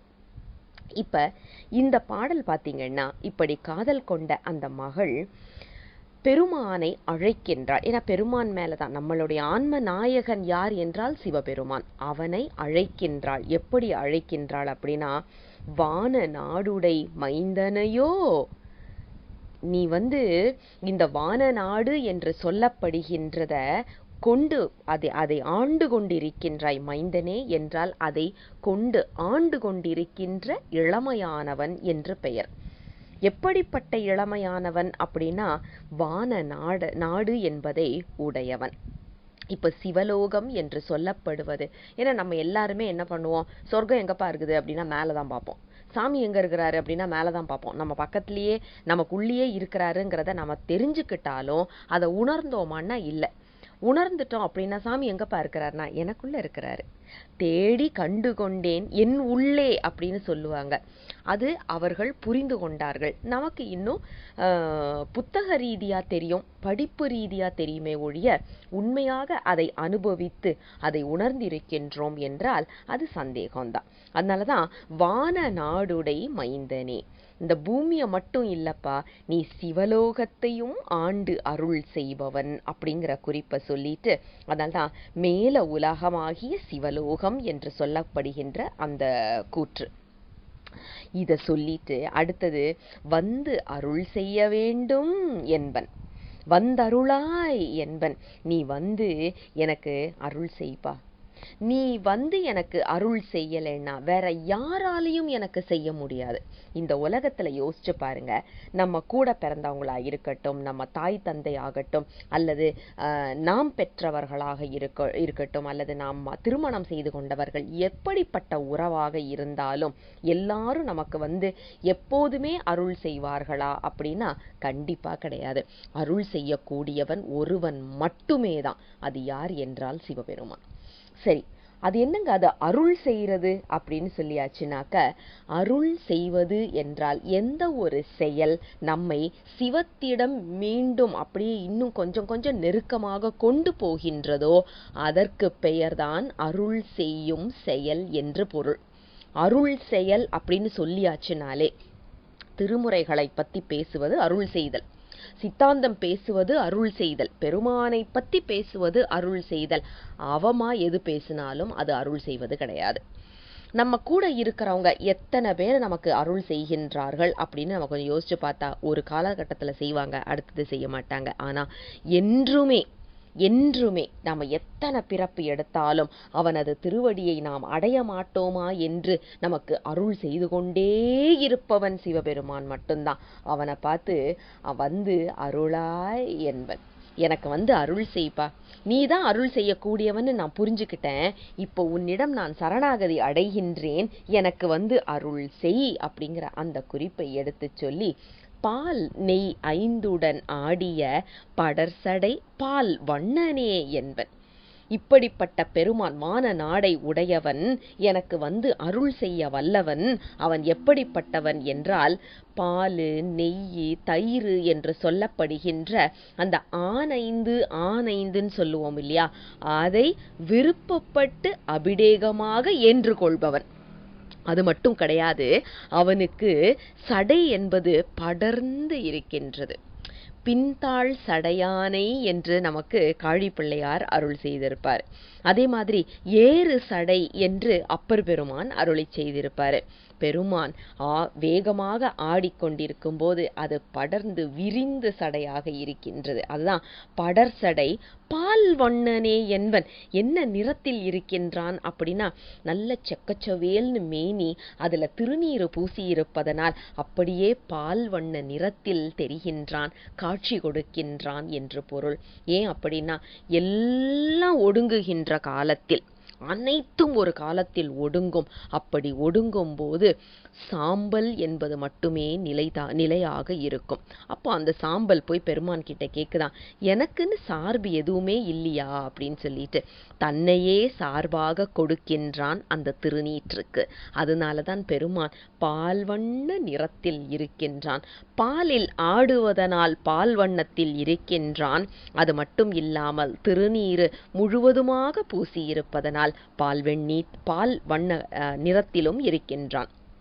இப்படிப்பட்ட பெருமான் தேனமர் பொழில் சூழ் தரு தில்லையுள் திருநடம் புரிகின்றான். அதாவது வண்டுகள் நிறைய வருகின்ற, மலர்கள் செழித்து வளர்ந்திருக்கின்ற தில்லை என்ற திருத்தலத்தில், திருத்தில்லை என்று சொல்லப்படுகின்ற அந்த திருத்தலத்தில் நீர்வளம் அதிகமாக இருப்பதனால் மரம் செடி கொடிங்கள்லாம் நிறைய வளர்ந்திருக்கின்றது. அதாவது இயற்கை வளம் செழிப்பாக இருக்கின்ற ஊராக இருக்கின்றது. அந்த செழிப்பின் காரணமாக அங்கே மலர்கள் அனைத்தும் பூத்து குலுங்குகின்றது. அந்த மலர்களில் தேன் குடிப்பதற்காக வண்டுகள் வருகின்றது என்ற குறிப்பை சொல்லி அங்கே நடனம் ஆடிக்கொண்டிருக்கின்றான் நம் சிவபெருமான். அதுவும் எப்படி, ஏனமா மணிப்பூண் அணிமார்பனே. இந்த பன்றி கொம்பு என்று சொல்லப்படுவதை அணிகலனாக அணிந்திருக்கின்றான். இந்த பன்றி கொம்பு என்று சொல்லப்படுவது மிகவும் வலிமை வாய்ந்தது. பயங்கர வலிமை வாய்ந்தது அப்படின்னு சொல்லியாச்சுன்னா அதை பன்றிக் கொம்பு. அதையே அடக்கி தன் திருமார்பில் அணிந்திருக்கின்றான். அதாவது இதெல்லாம் எப்படின்னு சொன்னாக்க திருமாலுடைய 10 அவதாரங்கள் எடுக்கிறது அனைத்துமே பெருமானிடம் ஒவ்வொரு சின்னமாக இருக்கின்றது. ஏன்னா எல்லாரும் அழிவார்கள் ஒரு காலத்தில், ஆனால் அவர்களுக்கு பின்னும் சிவபெருமான் ஈரில்லாதவன், நம்மளுடைய சிவபெருமான் மட்டுமே, ஈசன் ஒருவனே என்பதை நமக்கு எடுத்துச் சொல்லுவதற்காக இந்த குறிப்புகள், அதாவது பன்றிக் கொம்பு அணிந்திருக்கின்றான், ஆமை ஓட்டை அணிந்திருக்கின்றான், அந்த மீன் எடுத்து காதுல போட்டிருக்கிறான், இப்படிங்கிற குறிப்பெல்லாம் நமக்கு சொல்ற வழக்கம். ஆனா அதெல்லாம் புராணங்கள் ஒரு பக்கம் இருந்தாலும் நமக்கு அதில் இருந்து என்ன பாடம் அப்படின்னா, இந்த பன்றிக் கொம்பு எத்தனை வலிமையுடையதாக இருக்குமோ அது நம் ஆணவம் போல. ஆனா அதையும் வளைத்து ஒடித்து அவனிடம் அடைக்கலமாக வைத்துக் கொள்ளுகின்றான். அப்ப நம்மளிடம் இருக்கும் அந்த ஆணவத்தையும் அடக்க வல்லவன் சிவபெருமான் என்ற குறிப்பு தான் நமக்கு அதிலிருந்து எடுக்க வேண்டியது. இதுல எந்த கடவுள் பெருசு எந்த கடவுள் சிறுசு இந்த சண்டைக்கெல்லாம் நம்ம போக வேண்டிய அவசியமே கிடையாது. இன்னைக்கு நமக்கு சிவபெருமான் மேல் ஒரு ஈர்ப்பு இருக்கின்றது அப்படின்னா அது அவன் நமக்கு செய்திருக்கின்ற ஒரு செயல். அதுக்காக மற்ற சாமிங்களை, மற்ற மதங்களை, மற்ற சமயத்தை நாம குறை சொல்லணும் அப்படிங்கிறது கண்டிப்பாக தவறான ஒரு செயல். தாய் சமயம் என்று சொல்லியாச்சுன்னா ஒரு தாய் எப்படி அனைவரையும் அரவணைத்து செல்லுவாளோ அதே போல நாமும் மற்ற சமயத்துக்காரர்களை அரவணைத்து செல்ல வேண்டும். அதுக்காக அங்க போய் நின்றுட்டு நாமளும் சாமி கும்பிட்டுட்டு எல்லாம் பண்ணிட்டு இருக்கணும்னு அவசியம் கிடையாது. ஆனா ஏளனமாக கண்டிப்பாக பேசக்கூடாது. அந்த குறிப்பை இங்க சொல்லிட்டு அந்த பன்றிக் கொம்பை தனக்கு அணிகலனாக அணிந்து கொண்டிருக்கின்றான் பெருமான். அவன் எனக்கு அருள் புரிகின்றான், அருள் புரிசாமி அப்படின்னு சொல்லி கேட்டுட்டு அவன்தான் எனக்கு அருள் புரியக்கூடியவனும் அப்படிங்கிற அந்த குறிப்பை சொல்லுகின்றார். அதாவது அருள் செய்வது அப்படின்னு சொல்லியாச்சுனாலே யாராலையும் செய்ய முடியாது சிவபெருமானை தவிர, வேற யாராலையும் செய்ய முடியாது. அந்த குறிப்பை தான் நமக்கு இங்க மீண்டும் மீண்டும் வலியுறுத்துகின்றார் ஆசிரியர். 10வது பாடல். புரியும் பொன்மதில் சூழ்தரு தில்லையுள் பூசுரர் பலர் போற்ற எரியது ஆடும் எம் ஈசனை காதலித்து இணைபவள் மொழியாக வரைசை மாமதில் மயிலையர் மன்னவன் மறைவல திருவாலி பரவல் பத்திவை வல்லவர் பரமனது அடியினை பணிவாரே. திருக்கடைக்காப்பு என்று சொல்லப்படுகின்ற ஒரு பாடல் இன்று நமது சிந்தனைக்கு. நாம ஒவ்வொரு பாடலாக மேற்சொன்ன 9 பாடல்களையும் சிந்தித்து முடித்த நிலையில் இன்று 10வது பாடல் திருக்கடைக்காப்பாக. அதாவது இந்த முழு பதிகத்தை பாடுவதனால் ஒருவருக்கு என்ன பலன் கிடைக்கும் அப்படிங்கிற குறிப்பை நமக்கு எடுத்து சொல்லுவது. அதாவது இப்போ உள்ள மேனேஜ்மெண்ட் வழியா நாம பார்த்தோம் அப்படின்னா அவங்க எப்பவுமே ஒன்று கேட்பாங்க, what is in for me அப்படிங்கிறது ஒவ்வொருவரும் கேட்க வேண்டிய ஒரு கேள்வி அப்படின்னு சொல்லுவாங்க. அதாவது இப்போ நான் ஒரு விஷயம் செய்கிறேன் அப்படின்னா அதில் எனக்கு என்ன இருக்குது அப்படிங்கிற ஒரு கோணத்தில் இருந்து நாம் செய்யணும். இப்போ நாம் இது எதுக்கு சொல்லுவாங்கன்னா மேனேஜ்மெண்ட் ட்ரைனிங்கில் சொல்லுவாங்க. இப்போ நாம் ஒரு மேனேஜராக இருக்கிறோம் அப்படின்னா நம்ம கீழே வேலை செய்கிறவங்க கிட்ட நாம் ஒரு வேலை கொடுக்குறோம், அவங்கள அதை செய்ய சொல்கிறோம் அப்படின்னா அவங்க மனநிலை எப்படி இருக்குமா, what is in for me, நான் இதை செய்கிறதுனால எனக்கு என்ன லாபம் அப்படிங்கிற ஒரு கோணத்திலேயே அவர்கள் இருப்பார்கள். இது மேனேஜ்மெண்ட்டுக்கு மட்டும் பொருந்தாது, உலகியலுக்கும் நம்மளோட அனைத்து வேலைகளுக்கும் பொருந்தும். அருளியலுக்கு பொருந்துமானா பொருந்தாது. ஆனால் ஆரம்ப நிலையில் இருப்பவர்களுக்கு அதுவும் வேண்டும். நான் இப்போ திருமுறை படிக்கிறேன், எனக்கு என்ன கிடைக்கும் அப்படின்னு கேட்பாங்க. குழந்தைங்க ரொம்ப சுலபமாக சொல்லணும்னா ஒரு குழந்தை கோயிலுக்கு போகணும், திருமுறை படிக்கணும், சாமி கும்பிடணும், இதெல்லாம் தெரியாது. எனக்கு இன்னைக்கு தெரிஞ்சதெல்லாம் என்ன, கோயிலுக்கு எங்கள் அம்மா அப்பா கூட போனால் எனக்கு கட்டு சோறு கிடைக்கும், புளிசோறு கிடைக்கும், பொங்கு சோறு கிடைக்கும், இவ்வளவு தான். அந்த எதிர்பார்ப்போட what is in for me அப்படின்னா அங்கே தயிர் சோறு இல்லைன்னா பொங்கல் அப்படிங்கிற ஒரு எண்ணம் தான் இருக்கும். அது கொஞ்சம் வளர வளர பெருமான் மெதுவாக ஆட்கொள்ளுவார். ஆட்கொள்ளும் போதுதான் எதிர்பார்ப்பு இல்லாமல் செல்லுகின்ற ஒரு நிலைப்பாடு வரும். ஆனா இன்னைக்குள்ள காலகட்டத்தில் அது எத்தனை பேருக்கு வந்திருக்குங்கிறது தெரியல. இன்னைக்கும் சாமி கிட்ட போயிட்டு, சாமி எனக்கு இதை கொடு, அதை கொடு, என் பொண்ணுக்கு நல்ல வரன் பார்த்து கொடு, என் பிள்ளைக்கு நல்ல வேலை கொடு, வீட்டில் இப்படி கொடு அப்படி கொடு அப்படின்னு சொல்லிட்டு ஒவ்வொன்றா கேட்டுட்டு இருக்கிற நிலையில தான் நாம போறோமே ஒழிய, நாம எதுவுமே வேண்டாம், எனக்கு உனது திருவடி தான் வேணும் அப்படின்னு சொல்லி எத்தனை பேர் போறோம் அப்படின்னா விரல் விட்டு எண்ணிடலாம். ஆக நீங்க இதுல பாத்தீங்கன்னா அந்த கேள்வி, அதாவது what is in for me, இந்த பதிகத்தை நான் படிக்கிறதுனால எனக்கு என்ன லாபம் அப்படின்னு ஒரு உயிர் கேட்டுச்சுன்னா அதற்கான பதிலாகத்தான் இந்த பாடல் அமைத்து கொடுத்திருக்கின்றார் ஆசிரியர். அதாவது பெருமான் எங்கே நின்று ஆடிக்கொண்டிருக்கின்றார் அப்படின்னா தில்லை என்று சொல்லப்படுகின்ற இடத்தில். அதுவும் எப்படிப்பட்ட தில்லையா, அங்க மதில்கள் அழகாக சூழ்ந்த தில்லை என்ற திருத்தலம். மதில்கள் பெரிய அளவில் இருக்கின்றது அப்படின்னா செல்வ செழிப்பு நிறைந்த ஒரு ஊர் என்ற குறிப்பு. இங்கே அந்தணர்கள் பலர் அங்கே பாடி துதித்து போற்றிக் கொண்டு இருக்கின்றார்கள். இங்கே அந்தணர் என்று சொல்லப்படுவோன் அறவோன் என்பதை நாம் நினைவில் வைத்துக் கொள்ள வேண்டும். பிறப்பினால் அந்தணர்களை இங்கே சொல்லுவது கிடையாது. அருளாளர்கள் எல்லாருமே சொல்றது என்னன்னா ஒழுக்கத்தில் அந்தணர்களாக வாழ்பவர்கள் என்ற குறிப்பு. ஆக ஒழுக்கத்தில் அந்தணர்களாக உயர்ந்தவர்களாக திருமுறைகளை பாடி தோத்திரங்களையும் சாத்திரங்களையும் ஓதி அப்படிப்பட்டவர்கள் போற்றி நிற்கின்ற இடத்தில் எங்கள் பெருமான் அனலேந்தி ஆடுகின்றான். எரியது ஆடும் எம் ஈசனை.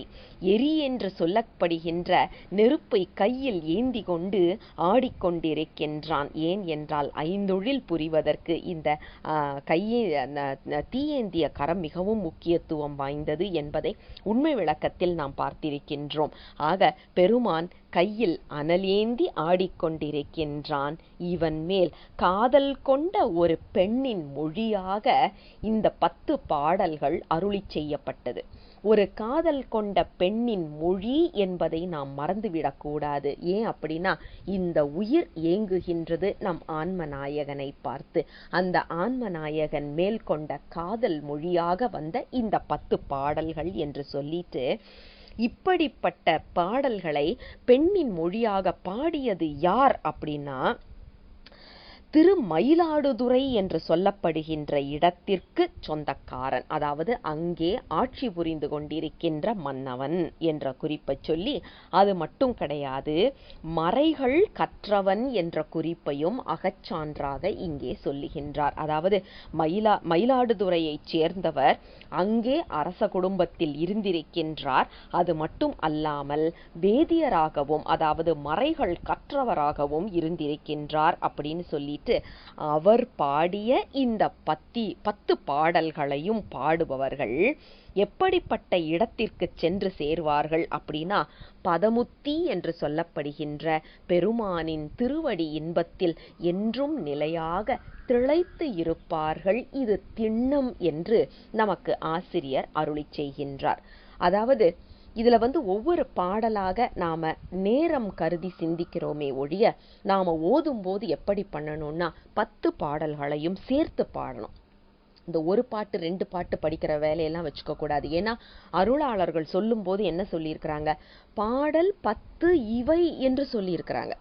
இப்போ நாம் ஒரு திருமுறை கிளாஸுக்கு போகிறோம் அப்படின்னா அந்த வகுப்பில் முதல் பாட்டும் கடைசி பாட்டும் சொல்லி தருவாங்க. ஏன் அப்படின்னா இப்படி இது ரெண்டையும் நீங்கள் பிடிச்சிக்கிட்டீங்கன்னா மற்ற பாடல்கள் எல்லாமே அதே மெட்டுலையும் அதே மாதிரியான தாளக்கட்டுலையும் அமைஞ்சிரும் அப்படிங்கிறத சொல்கிறதுக்காக தான்.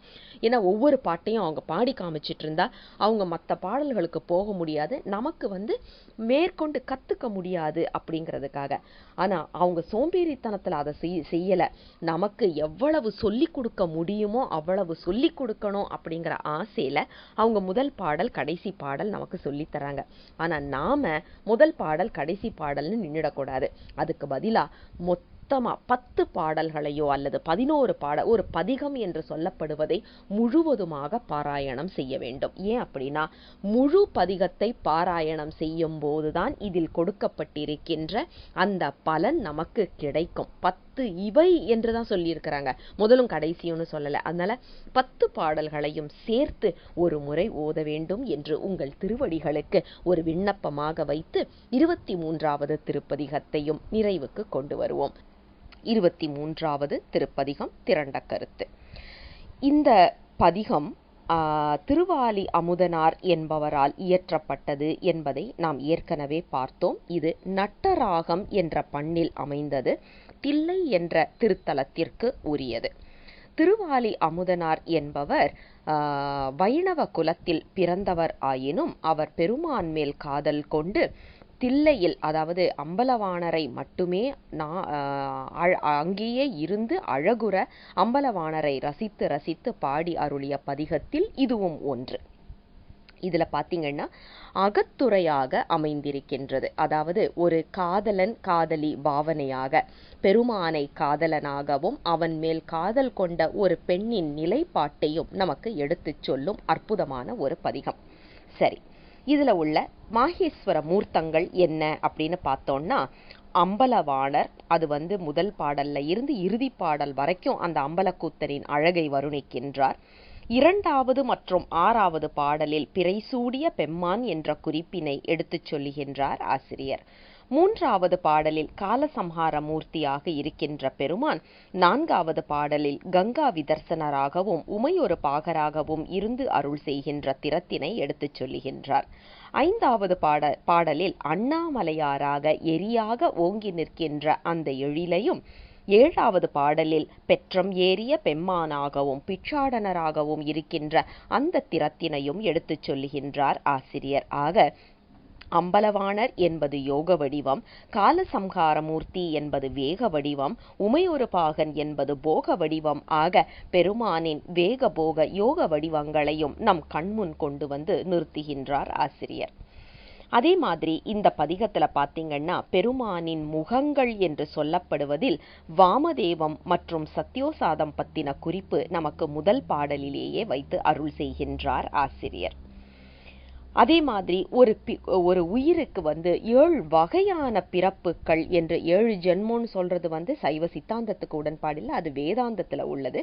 ஆனா 7 வகை பிறப்பு 84 லட்ச யோனி வேதம் என்பதுதான் நம்மளுடைய கணக்கு. அதுல ஊர்வன என்பதன் குறிப்பை 6வது பாடலில், அதாவது அரவம் என்ற குறிப்பின் மூலமாகவும், நீர்வாழ்வன என்பதை வாழை மீன் என்பதனால் 7வது பாடலிலும், நாற்கால் என்பதை காளை என்பதன் மூலமாக 7வது பாடலிலும், மானுடர் என்பதை தாயும் தந்தையும் என்ற குறிப்பின் மூலமாக 8வது பாடலிலும், தேவர் என்பதை 5வது பாடலிலும், அதாவது பிரமன் மால் போன்றவர்களின் குறிப்பை காண்பித்ததால், அது மட்டும் அல்லாமல் தாவரம் என்பதை முதல் பாடலில், அதாவது கொன்றை என்பதன் மூலமாகவும், பரப்பன என்பதை 9வது பாடலில், அதாவது வண்டு என்பதன் மூலமாகவும் நமக்கு 7 வகை பிறப்பையும் ஆசிரியர் அழகுற எடுத்துச் சொல்லி இருக்கின்றார்.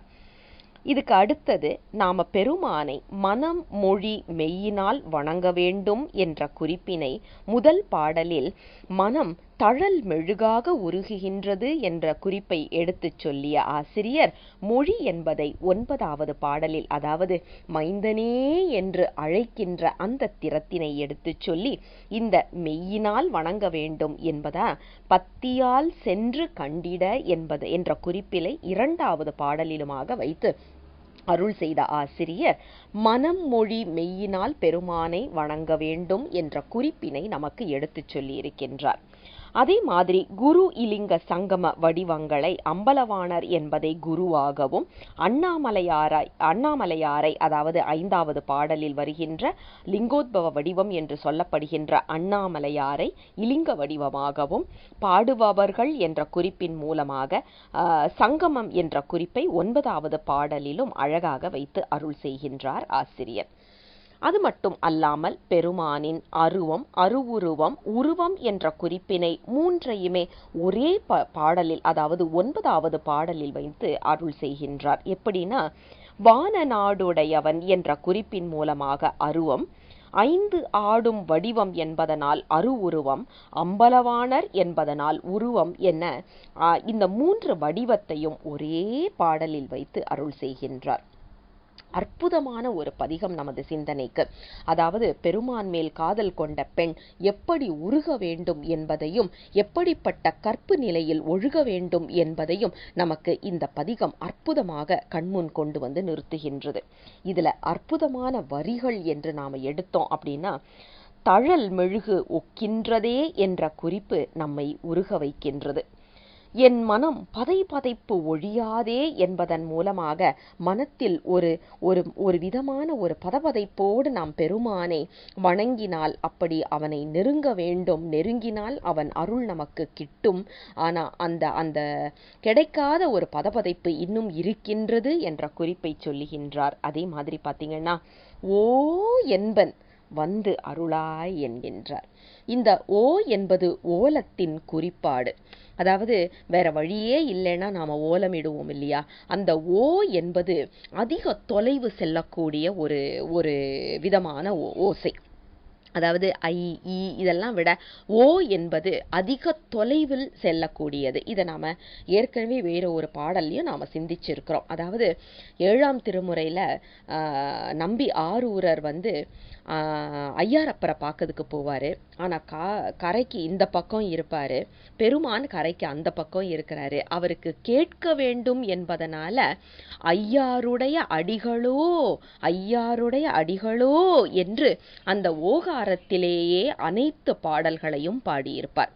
திருமுறைகள் அனைத்து திருமுறைகள்லையும் இந்த ஓகாரத்தில் முடிகின்ற ஒரே பதிகம் திரு ஐயாற்று பதிகம் 7ஆம் திருமுறையில. ஏன் அப்படின்னா, இந்த ஓ என்று சொல்லுகின்ற வார்த்தை தான் அது அதிக தொலைவு போகக்கூடிய அலைவரிசை என்பதை இன்றைய விஞ்ஞானிகள் கண்டறிந்த உண்மை. ஆனா நம்ம முன்னோர்கள் ஆதி காலத்திலேயே இதையெல்லாம் நமக்கு அற்புதமாக எடுத்து சொல்லிவிட்டார்கள். ஆக இன்றைய பாடல் திரண்ட கருத்துக்களை சிந்தித்த இந்த நிலையில் மேற்சொன்ன 9 பாடல்களோடு சேர்த்து 10வது பாடலும் சேர்த்து 10 பாடல்களையும் ஒரு முறை ஓத வேண்டும் என்று உங்கள் திருவடிகளுக்கு ஒரு விண்ணப்பமாக வைத்து 23வது திருப்பதிகத்தை நிறைவுக்கு கொண்டு வருவோம். தென்னாடுடைய சிவனே போற்றி, எந்நாட்டவர்க்கும் இறைவா போற்றி. சிவசிவ திருச்சிற்றம்பலம்.